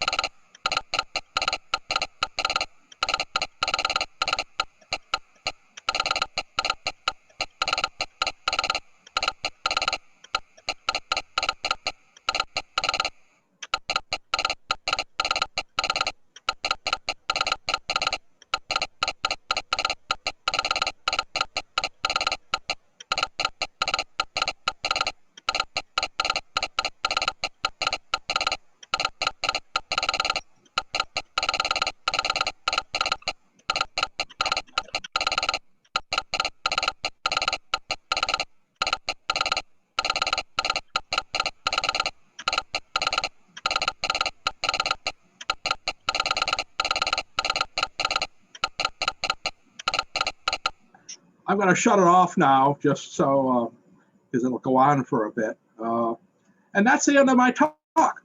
I'm going to stop screen sharing here. And well, I must admit this was incredibly informative. Hands, thank you very much. It's incredibly interesting. The most amazing aspect of this entire thing is that we've had the same 26 people on this talk for an hour and a half, which is, I think it breaks the club record for attention span. Do you have any questions you'd like to ask Chris or John? What does the KOB actually stand for? It stands for either key on base or key on board. It's basically a receiving instrument with a sending instrument on the same kit. They were basically portable sets. I don't know. I mean, here's, if you can see this very well. It's not going to work very well. I was going to show you one of those, that portable set, which is the one I just used to query the weather. And again, that was the terminology. They were sometimes called combination sets, but it seems that the phrase KOB, because it's short enough and business-like, has taken over. So basically, it's just a portable telegraph. I just have. Go ahead. Go ahead. I just have one comment. I believe that I went to the Edison Museum and quite a while ago in New Jersey, and I think he was a Morse code operator, and I heard a story that he posed to his wife, who was also a Morse code operator, by tapping on her arm, and she replied by tapping on his arm. And they got married, I believe. Do you have anything to say about that? It's unclear whether she was an operator or not. There is a movie that was made in 1940 or 41 called, I think it was Tom Edison, the Man, and it has him proposing to her, she being a Western Union operator, he being in the basement working on his stock ticker. and by either banging or scratching, the bangs were the dots, the scratches were the dashes, on a pipe, and they were communicating that way. It's not clear she was an operator, but certainly people did that. I have heard many stories of, in fact, I mentioned that female telegrapher who married her husband was a dispatcher on Canadian Pacific. She worked for CP Commercial, and to talk to her daughters, who both became, one's an airline pilot. Actually, she now works for Transport Canada, and the other is an engineer. But so they could talk without the daughters hearing what they were saying. They would tap on each other's, palms. So such things did happen, whether Edison did it or not. There were a lot of stories about Edison. He was a legend, so a lot of legends which may not be true. But yeah, I've heard that before. Whether that happened or not, I don't know. Thank you. Chris, I have a question for you, Sure. if you don't mind. First off, I want to say thank you. This was just fascinating. I thought the only use of telegraph was for railroad, the one and only use. Apparently, I was wrong. So this is amazing. My question is the original machines that you showed that embossed the paper. Do any of those messages still exist? I've seen an image that supposedly was of the original, message that we know, what hath God wrought. Whether that's true or not, or someone recreated it later, I don't know. I could actually probably, I'd have to search a bit. I think I have an image of it. Let's see. I have another question. Go ahead. About the gravity cell. Yes. Are any of these available today? And how They don't make them anymore. I know one of our members, in fact, that Kevin Seville I pictured, was thinking of producing replicas, but it turned out they were on a cost about 60 of the zinc electrode, because the zinc electrode is consumed in the use. It basically dissolves, it turns into zinc sulfate. And so you have to keep replenishing them. I heard that the feet would last maybe about a year in normal use before you'd finally have to replace it. Although you had to take the jars apart more frequently and clean them. I'm not sure I'm going to find this or not. I thought I had this down here somewhere, but I've got too many photos. Wow. You mentioned early on that the early wires were galvanized steel. Yeah, or iron, yeah. Yeah, so that would present a lot of resistance. When did they eventually go to copper? That's unclear. Supposedly I've heard in 1880 or so, a man by the name of Chester Snow developed what we have called copper weld. Okay. And so, which of course had the strength of steel, but the conductivity of copper, because the copper was around. In fact, my very first ham antenna was a copper weld wire, an 80-meter. My mind is going blank. Yeah, copper clad, like electroplate. Well, there was apparently more than one way of making it, and some ways were better than others. No, I'm going to give up looking for this. I'll be here all night looking at these. Supposedly it exists. I think if you search like the Library of Congress images or something, you can come across what claims to be the image of the first message. Registers still exist. If you've got lots of money, you can buy them. Every so often one shows up on eBay. I bid on one a few years ago at $3,000 in loft. Civil War stuff. Telegraph instrument. eBay is littered with telegraph instruments. Okay, but they're all what I like to call 1920s. In fact, that's my joke. I collect the 1920s telegraph office. One of our members pretty much stuck to stuff, back in the previous century. Stuff from I'm going to say before the 1890s is quite rare, generally speaking. I have a few items from back then. Civil War stuff, including registers, is extremely rare. There was a couple images there or a drawing of that pocket set. Okay, I've seen those go for many thousands of dollars, and it's rarity. And there are people who collect this stuff that have no idea what they're collecting. They just know it's rare, so they collect it. So they figure it's going to go up in value, and they're probably right. Run-of-the-mill stuff is not that hard to come by. You can set yourself up with a nice 1920s telegraph office for under a couple $100. That's a key and a sounder. Now, if you want a bug, they tend to run around $100. And of course, you've got to get a bug with a circuit closer lever. Like this one. Doesn't have the circuit closer lever. It ain't a landline telegraph. Yeah. And unfortunately, Vibraplex stopped making circuit closer levers about 15 years ago. So you can't buy one from Vibraplex anymore, but they show up on eBay all the time. You got like anything on eBay, you have to be aware of the condition. This is a late 60s lightning bug, and it works very well, and they're available. So that's going to cost you another $100. And you can build interfacing to our computer system is relatively simple. Actually, a key is trivial. If you just want a key, and the computer will make the clicks in the speaker, all it needs, if you've got a computer with a real serial port on it, because that's actually the interface, that's all you need. But usually they don't come with serial ports these days. You have to buy a USB to serial cable, which you can get for about $15. And Chris, we have a question. What? We've got a question from Jeff. Can you post the links that you showed on the screen? Can you post that in the chat at all? Can you tell me how? Sure. If you have a document that has the links, like an email or a document. I have a document. It's just a text file.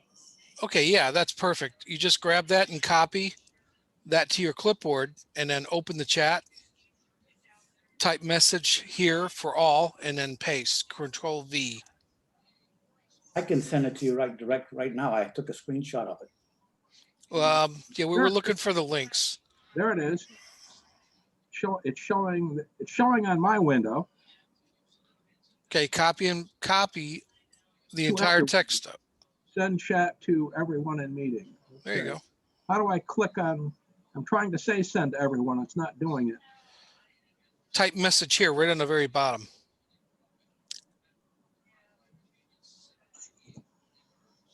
Perfect. There it is. There it is. Got it. Awesome. Thank you, Chris. Perfect. Thanks, Chris. Sure.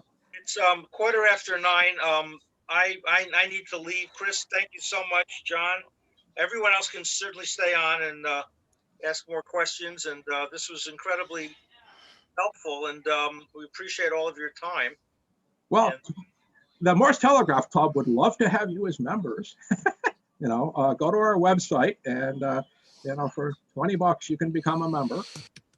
We'd certainly appreciate your membership, and you'll get 4 copies of our magazine. I have a quick question. All right, go ahead. What preceded first, the American Morse code or the International Morse code? American. And where are they used separately? Yeah, International was developed out of American Morse. American Morse basically was 1840s. International Morse was 1850s. Now you understand back then there were a lot of dot dash codes. Our Navy had one. There was the Bain chemical code, which was a dot dash code. There was another one in Germany called the Steinheil code. They're all dot dash codes. The problem with American Morse is, in addition to dots and dashes, it has the long dash, the longer dash, and the spaced characters, which were sequences of dots with a hesitation somewhere in the sequence. That said, International Morse is by far the closest code to American Morse. 15 of the letters are the same, and one of the digits is the same. But what they did is they got rid of the different length dashes and the spaced characters. And one of the reasons for this was the Europeans were the first to develop undersea cables. If you know anything about undersea cables, they're a very high capacitance. So sending all these additional timing elements was an issue. What's more, with a pure binary code, which you can argue that International Morse is, they would actually send it as a polar signal. They wouldn't send dots and dashes as longs and shorts. They'd send them as the same length, but they'd send, say, dots as a positive polarity and dashes as a negative polarity. And this would cause, initially, the receiving instrument, because it was very low current in the cables, was the, I can't think of the name of it. My mind is going blank. It was called the mirror galvanometer. They'd shine a light on a mirror, a very tiny mirror on a very lightweight thing. So you're talking small currents. And in a darkened room, that would basically send a beam of light across the room. And because it was across the room, even the minor movement of the mirror would appear larger on the screen on the other side, and someone could copy it by looking at the moving light. Eventually, around 1900, something called a siphon recorder was developed that basically did squiggles on a moving piece of tape, kind of like the original Morse thing. But in this case, a squiggle in one direction was a dot, and a squiggle in the other direction was a dash. And of course, by using polar signaling, that because you were changing the polarity, you were yanking the charge out of the cable, which allowed for faster sending. But until the development of permalloy cables in the 1920s, you were still pretty much limited to about 15 words a minute on the undersea cables. But the Europeans developed them first ran into the problem, and that was one of the reasons behind the development of International Morse, was for use on undersea cables. And of course, back then, the European countries had all the colonies around the rest of the world. So that basically, they adopted the European code. Although I understand there were still some American Morse wires operating in Australia up until around 1900, when they all finally converted to International Morse. What's that? What was Western Union using? The International, or they using the American Morse code? Which was that? What was the question again? What did Western Union use? The International? They used American Morse. All landline services in North America used American Morse right up into the end. The last Western Union Morse wires weren't shut down until about the mid-1960s. We looked at the press reporting. I know there were still telegraphers using Morse telegraphy to send news reports. This is the last we've been able to document from Barry Goldwater's nominating convention. Wow. And the railroads, the last pole line, as I said, the last train order actually sent for business we've been able to document was 1982. I worked in the railroad industry, and one of my technician friends who worked in Pasco, Washington, at a big yard there, said they were still working wires up until about 1990, used by the old heads to chat. If one of the ways a telegraph operator would move up the ranks was into the position called wire chief, basically the communications guy. And you can see if you liked the code, and many of them did. There were operators that didn't care. When it went away, they were happy, but there were many other operators that consider their skill as a Morse telegrapher their best thing. And if they were a communications guy, and there were several of them around, it wasn't hard to keep a wire or two up on all that pole line, and maybe management didn't even know about it. And so the last wires that I know were still running about 1990. I remember there was some wires working in Wisconsin up into the mid 80s, but there was a big flood that took down all the pole line or damaged it so badly they didn't repair it. But it was really the falling of all the pole line which killed the telegraph, the actual telegraph service. But now, thanks to one of our members, for about 15 years now, actually a little longer, we've had Morse KOB, and it is a very accurate emulation. There's only a couple little tiny differences to a classic.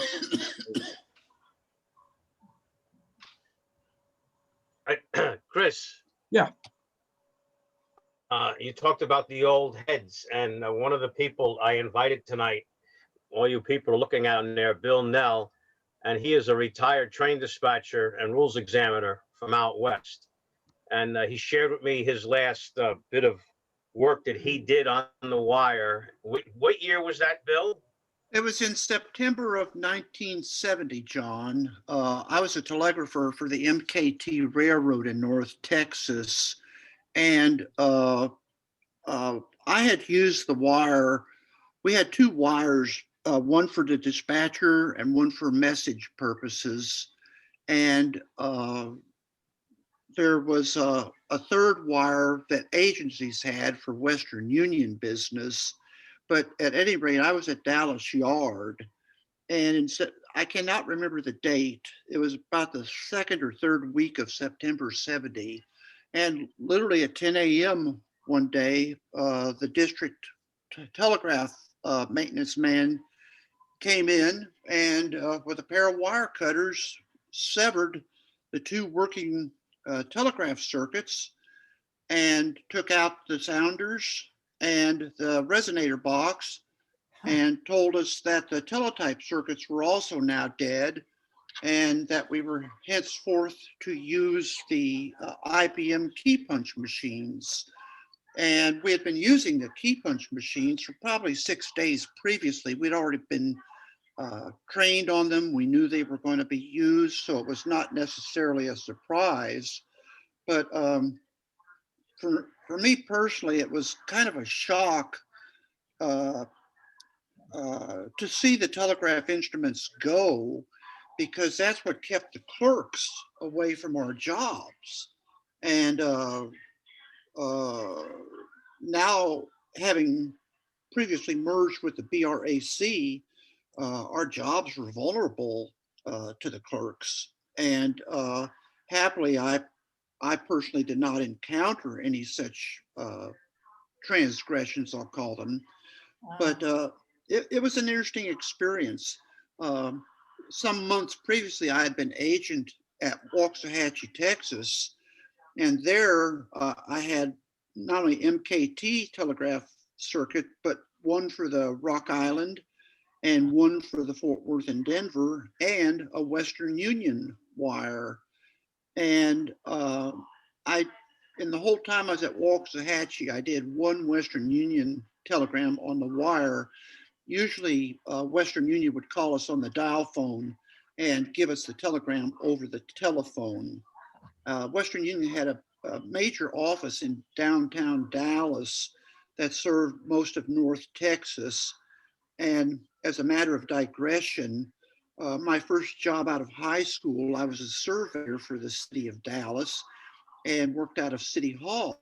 Well, the Western Union building was right next to City Hall.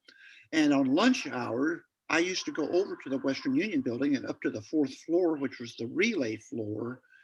And I'd sit there, eat a sandwich, drink a Coke, and basically kibitz with the wire chief. It was just interesting to talk to him and watch the business.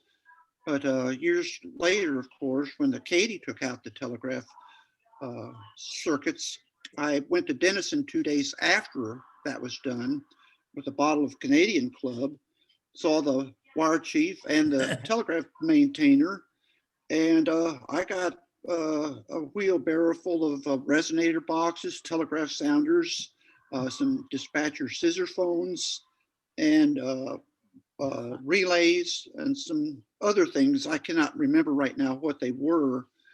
Jack boxes.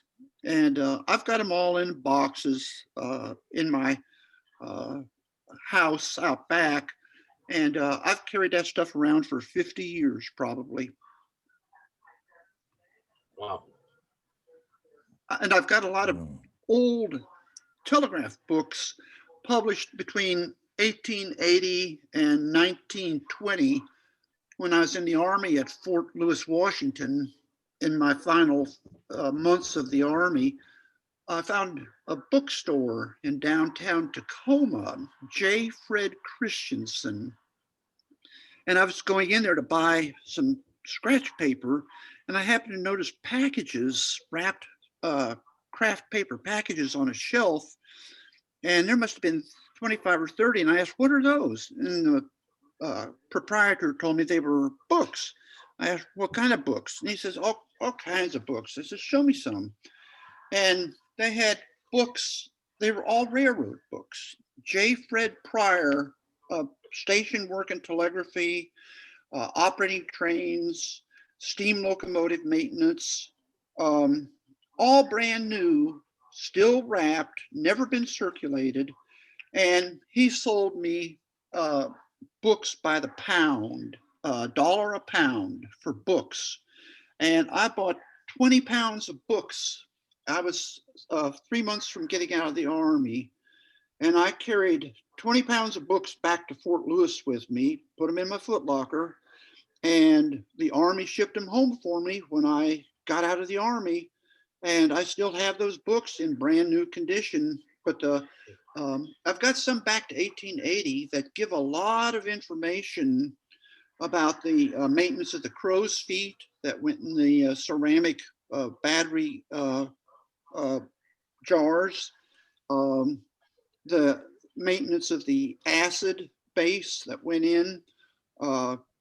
It's, how can I say this?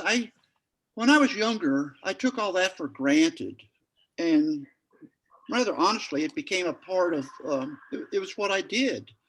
And quite conspicuously, I got away from it when I became a train dispatcher with Southern Pacific, and it all fell into, my memory fell into disuse as far as that was concerned.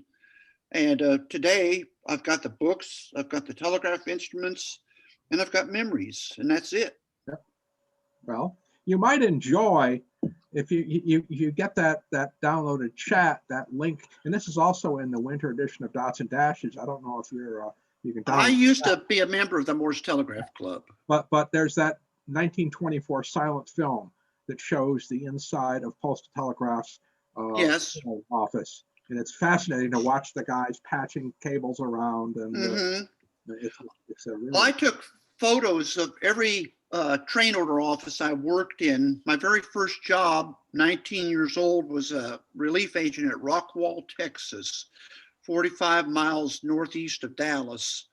And today it's a suburb of Dallas. Back then it was a very distant drive from Dallas. I didn't have a car. I got to it by riding a train, a freight train out there. And I spent 2 weeks there. Got a room with an old widow lady on a farm, and I did telegraph business, a lot of Western Union business back then, and it was kind of a joke that I would see the telegraph lineman about every third day, and he had a joke that the barbed wire fence running along the farmland was the return wire for the Katy telegraph circuits. And sometimes it seemed like that, but the frank reality was that on the MKT, the telegraph was always the most dependable instrument of communication. Yeah, well, former President Bill Dunbar, president of the I remember him. Yeah, Bill said that until after World War II, even though telephone dispatching had started around 1900, I know the Lackawanna was an early, user of it. You could never trust it. You had to have telegraph backup. There was a lot of I was going to say on the Katy, we had a relatively good telephone system, but if there was ever storms anywhere between Denison and Houston, or Denison and St. Louis and Kansas City, the phone was atrocious. There was so much static, and that's when we had to use the telegraph for train orders. Yeah. Hey, Chris, real quick. Sorry, I have like Go 20 ahead. questions, but I'm Drive trying to on. think of my important ones. Did you mentioned or you showed a lot of the images of this being used in the Civil War? Was it used up until World War I in trenches? Oh yeah, the telegraph was in heavy use even through World War II. There was a kind of a buzzer set. I'm not an expert on that. There was a kit that was used in World War II that had a telegraph key and a buzzer inside a little metal box. I hunted around my images for a while, I could probably find one. I think I want to say TG5 or something like that. I know we have one at the AWA on display that was used for telegraph because it was very reliable. And although, of course, field telephone wire was also used a lot. But mostly, to my understanding, in World War I, the telegraph was much more prevalent than telephone, because telephone was still pretty primitive at that point in time. And really, until you got amplification, vacuum tube amplification, the telephone had its limits. So my dad was a Navy pilot in the Second World War, and a lot of the communication was done via CW. Yeah. And I'm just kind of curious when CW became popular, when it started to kind of take over. Well, of course, when radio telegraphy started, okay, if you look at the very early history of that, you were basically just turning on and off the carrier wave. Now, initially, it was a spark transmitter, which is a damped wave. And if you look at the waveform of a damped wave, it looks like an AM signal. It's got a modulation to it, all right? And so you'd hear that buzzing noise that basically made, if you ever watched a movie on the Titanic or something like that, it actually, you could receive it just with a regular radio detector. You didn't actually need a BFO. In fact, we have one of these at the AWA Museum. When vacuum tube transmitters first came around, I'm going to say late teens, early 20s, I'm not exactly sure. A problem was they generated a perfect signal. And if you're listening to that with your crystal detector or whatever simple detector, you don't hear anything. Well, you hear maybe just a change in the static. So they had a little spinning wheel that would basically modulate that. We have one of them at the AWA, which we can demonstrate. And so that would allow someone that didn't have a receiver with a beat frequency oscillator to hear the code. But it was CW, again, continuous wave is really something that came along when you could get a constant waveform like, with a vacuum tube oscillator. So that's, 1920-ish. But people were sending code over the radio much before that, basically from Marconi in 1900 thereabouts forward, but they were using a spark transmitter. And then there was the Pulse and ARC was another form of radio. There was radio history is just, I'm not an expert on radio history, despite being an active docent at the AWA. I like to say I'm the wired guy at the Wireless Museum. By the way, what did Marconi send? What were the letters that he sent? Oh, you mean the weather report? No, the signal that Marconi sent across the pond. What did he say? Supposedly it was just the letter S, 3 dots. That was it, 3 dots. Yeah, to my knowledge, I think he probably sent it several times, but the original test signal, I believe, was 3 dots. But again, I'm not the radio historian here. You guys should probably know more about that than I do. I heard it was a link to something on sale on Amazon.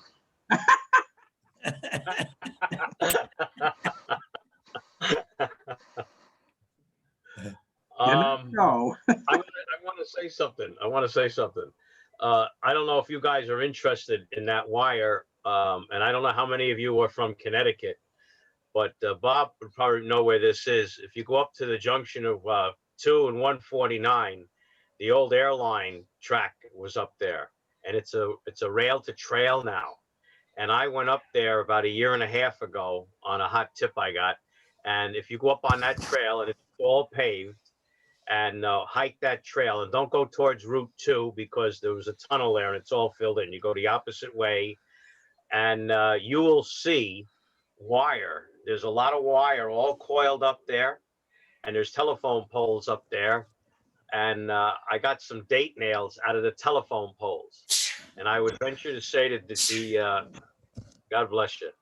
I venture to say that the telephone poles were changed out in 1936, because that's the date nails that we got. And when they got rid of the telephone system up there and they got rid of the wire, they just cut everything down and left it there. But they coiled up the wire, and there's a ton of it up there. And that's right up on that rail to trail. So any of you people in Connecticut, you feel like going up there to see something, you can go up there and you'll see that the old wire. And I have no idea how old that wire is, but it's there. Back in the 1970s. Our next fox hunt. Back in the 1970s, I was working for a civil engineering firm as a land surveyor and surveyed that trail. They were putting in a sewer in the old railroad bed or next to it. And I ran a survey party up there, surveying that. It was a beautiful trail to hike on. And do you know, anybody know if the old trestle is still there? That trestle was something. What they did is, no, the trestle is gone, but the state put in bridges to get over both of the rivers that are up there, the Jeremy and might be the Blackledge, I forget. But no, you can walk across it, no problem. People go on horses, bicycles, and everything else. Wow. John Springer. So what a small world we live. I was just speaking to one of my coworkers today, who's a young kid. He's like 24 years old. He lives out in Amston, and he hikes and bikes that airline trail. And literally, we were talking about that very trail today. What a small world. That's a small world. That's exactly what I'm talking about. Chris, I promise this is my last question. No problem. Going all the way back to the baseball picture with the 2 rows of people, maybe there was like 20 or so, or 15, 20 people. Yeah. Does that mean there had to be a physical wire out for each one of those people? Yes. They couldn't use like they had to all each have one. Yeah, there would be a wire. It would be a local loop. It would be looped out of the local office. It may not have been a ground return circuit. They may have just had a metallic loop back to the local Western Union office. After all, that was New York City. There was probably a lot of telegraph in New York City. I know one of our members who is a fly fisherman like John does a lot of fishing up in northern Michigan, and he has been in some old hotels up there, and he still finds there's telegraph. The wiring for telegraph connections to the hotels is still in place, like in back rooms in the hotels. So yeah, there would be local loops out to hotels, out to, and you saw, if you look at that one that showed the speech of Franklin Roosevelt there, you had that, there was a big switchboard in the distance, on one of the tables, and they'd bring a whole cable out and then distribute the wires to the individual operators. I mean, when I was in college, this is radio, I did radio remotes of football games. And we'd go into a press box, and there would be one of those big, patch panels with screw terminals, and one pair would be labeled with our station's, call. And so I just tap into that pair. So there were local loops all over the place for radio, for telegraph. So I have a question. Bill, if you're still on board, you mentioned you had some books on the maintenance of some of the gravity cells. Yes. And I would be interested in perhaps purchasing one of those if you'd be I mean, that one specifically, if you're interested in Uh, possibly. right now, I'm not willing to sell anything. To be honest with you, when I moved here from Omaha in 1998, I had two moving vans move me, and half of one moving van was household furniture and whatnot, and the rest of the moving van was part of my collections. And then the second moving van was my radio equipment, my teletype machines, my books. I had 198 cartons of books. And the books cover a variety of topics, railroad included, of course. But I'm still in the process, 21 years or 22 years later, of sorting out Not unpacked. those It's still books. not unpacked, buddy. Yeah, Hear you, brother. I get it's it. an arduous, tedious, time-consuming process. Absolutely. And I started collecting almost 60 years ago when I was 13 years old. And I never realized until I moved here from Omaha just how much I'd collected. And it's rather staggering. But I don't want to sell any of that stuff right now. I can get a book from my bookshelf right here in the living room and hold it up to the camera and show you.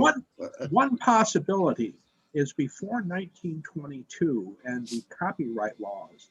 Yes. Scanned a great number of books. I've downloaded a whole bunch of books. Yes. And you might if you know the title and go hunting, there's mentioned to Google Books, there's the Internet Archive, there's all sorts of stuff that's out there that can be downloaded from the sites. And then even stuff on the Library of Congress or Smithsonian, there's stuff that can be downloaded. And there's let me go get one book and I'll just show it to you. There's an example. I'll be right back. I got to leave everyone. It's my bedtime. Thank you so much, Chris, and everyone Glad else. you enjoyed it. It's amazing. Yeah. It's been absolutely wonderful. Thank you. Thank you so much. One of the By the things, way, Bill, you and I are the same vintage. I'm also 73. You know, you mentioned the Library of Congress. I was thinking the Smithsonian Institution may have stuff because they have stuff in their warehouses that even they maybe don't remember having. So there's always a possibility they have information on this too. They have a incredible telegraph collection that will never see the light of day. You know, it's kind of like the AWA. We have an incredible telegraph collection that will never see the light of day. There isn't the room. You know, you have to put on display in a museum what brings the customers in, for lack of a better word. Everything for display in a museum has to kind of earn its keep in some manner or another. And you can only look at so many telegraph sounders and so many relays, and you've seen them all. You know? I mean, I have a house full of telegraph instruments. I also have a house full of old computer stuff, you know, that I've collected over the years. And I don't know what I'm going to do with it. I have my what I call my Telegraph Roadshow. I used to do a lot of displays around the area, and even as we used to do one at Dayton, the Dayton Ham Convention, for a number of years. And we did at the 100th anniversary of the ARRL in Hartford. We were over there. I had a lot of my stuff on display. That one year was the 100th. Because the Morse Telegraph Club, we had a booth, hoping to enroll more radio amateurs in our club. Did you get any? What? Did you get any? I don't recall whether are you a member? No, I'm saying at the 100th anniversary in Hartford, did you get any people sign up? A couple, not many. Frankly, one of the reasons frankly stopped going to both Dayton as well as the ARL is it was costing us more by a lot than what we were getting as memberships. $20 a year. We're one of the cheaper organizations you can join, and we're trying to keep the costs low. You know, because a lot of our members, you know, that we're operators are living on limited incomes. Sure. And so we are in need right now of members. Our membership is dying. We are getting new members, but it's also dying. Sounds like you need some publicity. Yes, that's true. And that's what we were trying to do at at Dayton. We did Dayton for about 8 or 9 years. I was there for the last 6 years once I retired off the railroads. And, but I was spending my expenses to go out to Dayton, including hotel and gas and everything, was something on the order of $400.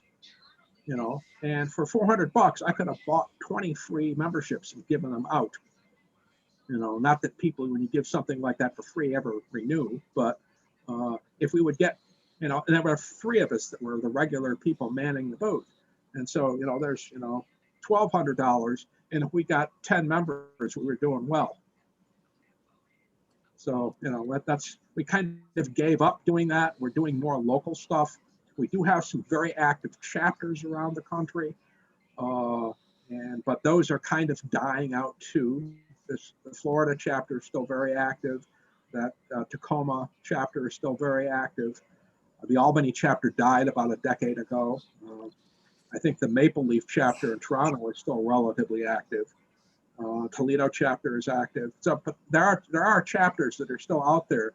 But even I locally, I would go to Railroadania shows, which are mostly for model railroaders, and ham fests at times. I talk to local historical societies. Again, this talk was originally given to a local historical society a couple of years ago.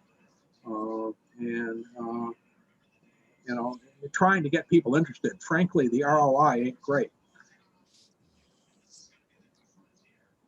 Bill, were you able to get that book? So it says, who's the author? Hang on, let me open it up.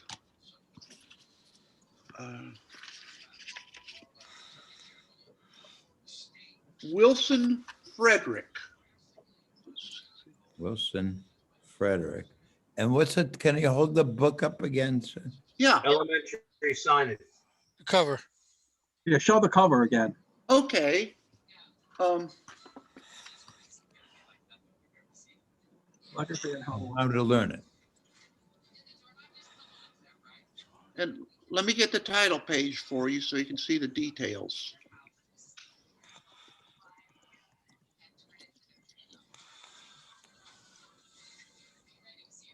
Can you see that okay? Yes.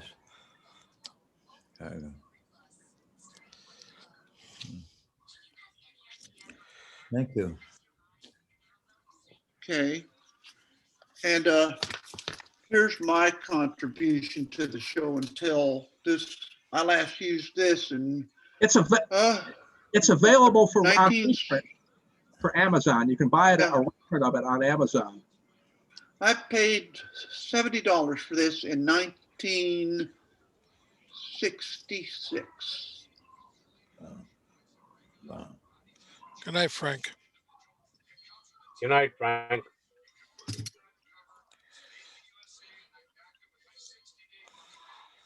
Well, Chris, I want to thank you for a great presentation, and John, you put it all together really well.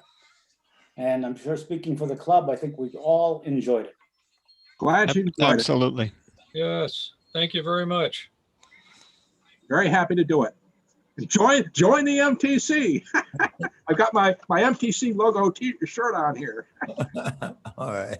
Thank you very much. This is wonderful. Wonderful. Thank you. Is American Morse code used at all anymore today? What's that? Is the American Morse code used at all today? Well, we use it all the time. On Monday evenings, Wednesday evenings, and Saturday afternoons, I'm sitting here on my computer chatting with people all over the country. And we even have a guy in New Zealand who's a member of the MTC who was a landline operator using international code in New Zealand. He's learned American Morse, and he thinks it's a much more musical code. Excuse me. And so we chat all the time on a wire, a simulated wire using that free to download Morse KOB system. Yes, we are still using it. Business-wise, I don't think so. There were rumors of wires down in South America up, a decade ago, but I've never been able to prove it. Supposedly Bunnell, which was a major manufacturer of telegraph instruments, shipped a load of new equipment their last order to the Mexican railroads in the late 1980s. But I understand that the Mexican railroads took down all their telegraphy in the early 1990s. I'm not sure of the dates on that. I'd have to look that up. So I'm unaware of any surviving wires except possibly in museums. I know there was an effort, I don't know if it was ever completed, on the Cumbres and Toltec narrow gauge to put up a length of operating wire, but whether it was ever completed, I don't know. So that type of stuff might be done. Again, Civil War people sometimes set up actual wire circuits, but the internet wire is easy to use. There's no QRM or QRN, and when I was a train dispatcher in San Antonio, I used to go down to Eagle Pass where we interchanged with the NDM, and I'd go across the river to Piedras Negras, and NDM had a trade order office there across the river, and they had 3 working telegraph wires as late as 1986, as I recall. And they were actually doing trade orders on the wire, no telephone. I'll believe it. Now, an interesting thing about the Mexicans, back in the early I was for a while in the 80s, the head of the software engineering group at General Railway Signal that did centralized traffic control systems. Oh, okay. And we did a system for NDM, Guadalajara to Irapuato. The interesting thing about it, though, is it was our first radio-based telemetry system. And the reason for the radio was they couldn't keep the pole line up because the locals kept tearing it down to sell the copper. However, it's very possible the telegraph wires were iron and basically therefore worthless and were left up. But again, Benell said, the people that ran Benell said that they shipped a load in, I think it was the late 1980s, to the Mexican railroads. I don't know how many or anything about the details about the order, but I also heard that in the early 1990s that they took it all out. But whether true or not, there was rumors of a young woman who I think was a member for a while who said she was an operator in Peru and they were still using it in the last decade. But I never been able to verify that. By the way, where do we send our $20 to? If you go to the website, if you actually, hold on, let me get something up here.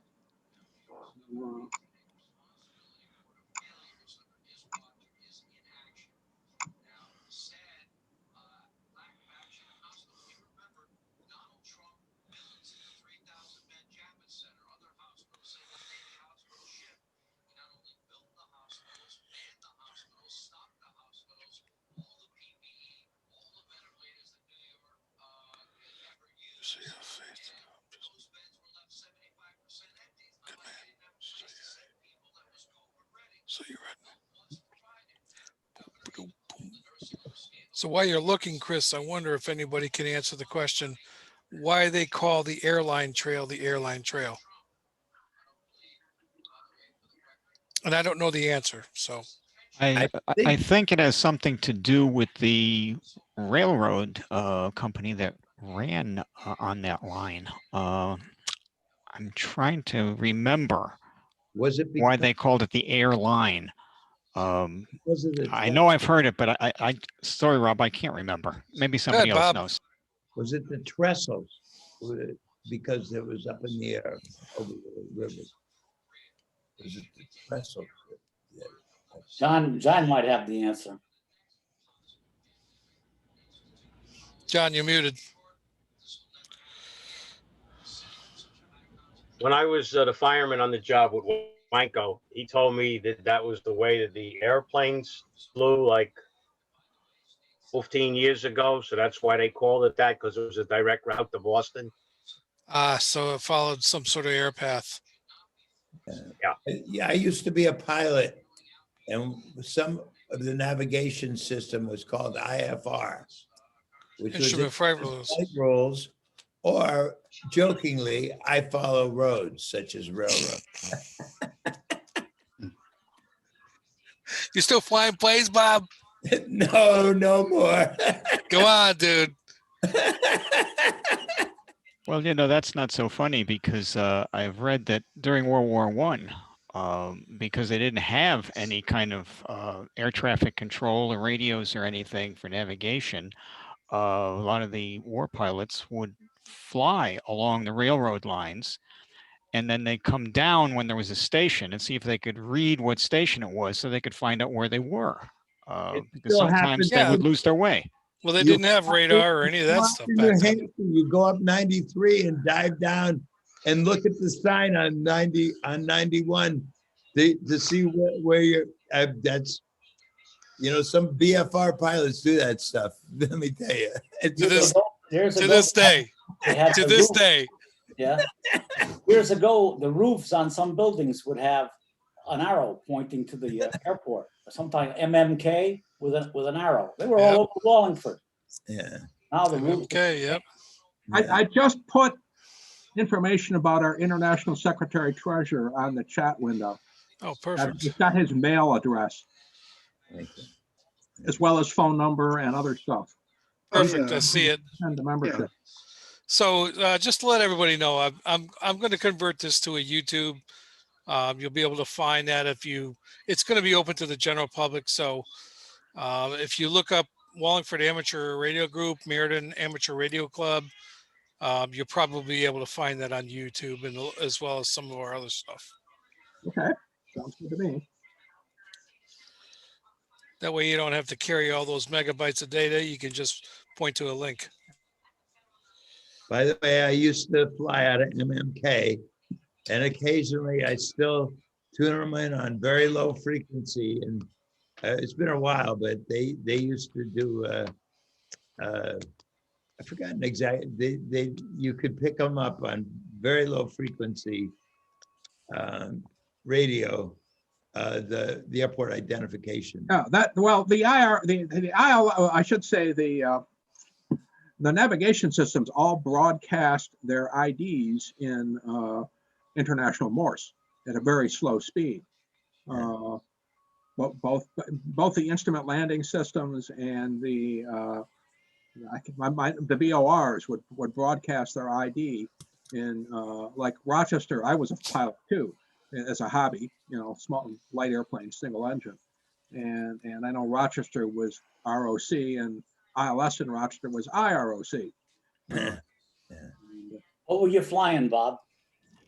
Me, I flew mainly Cessnas. Excuse me. Flew other things. I never got my full ticket. I was what was known as an airman, which meant that I could go up and risk my own life, but couldn't bring anybody with me.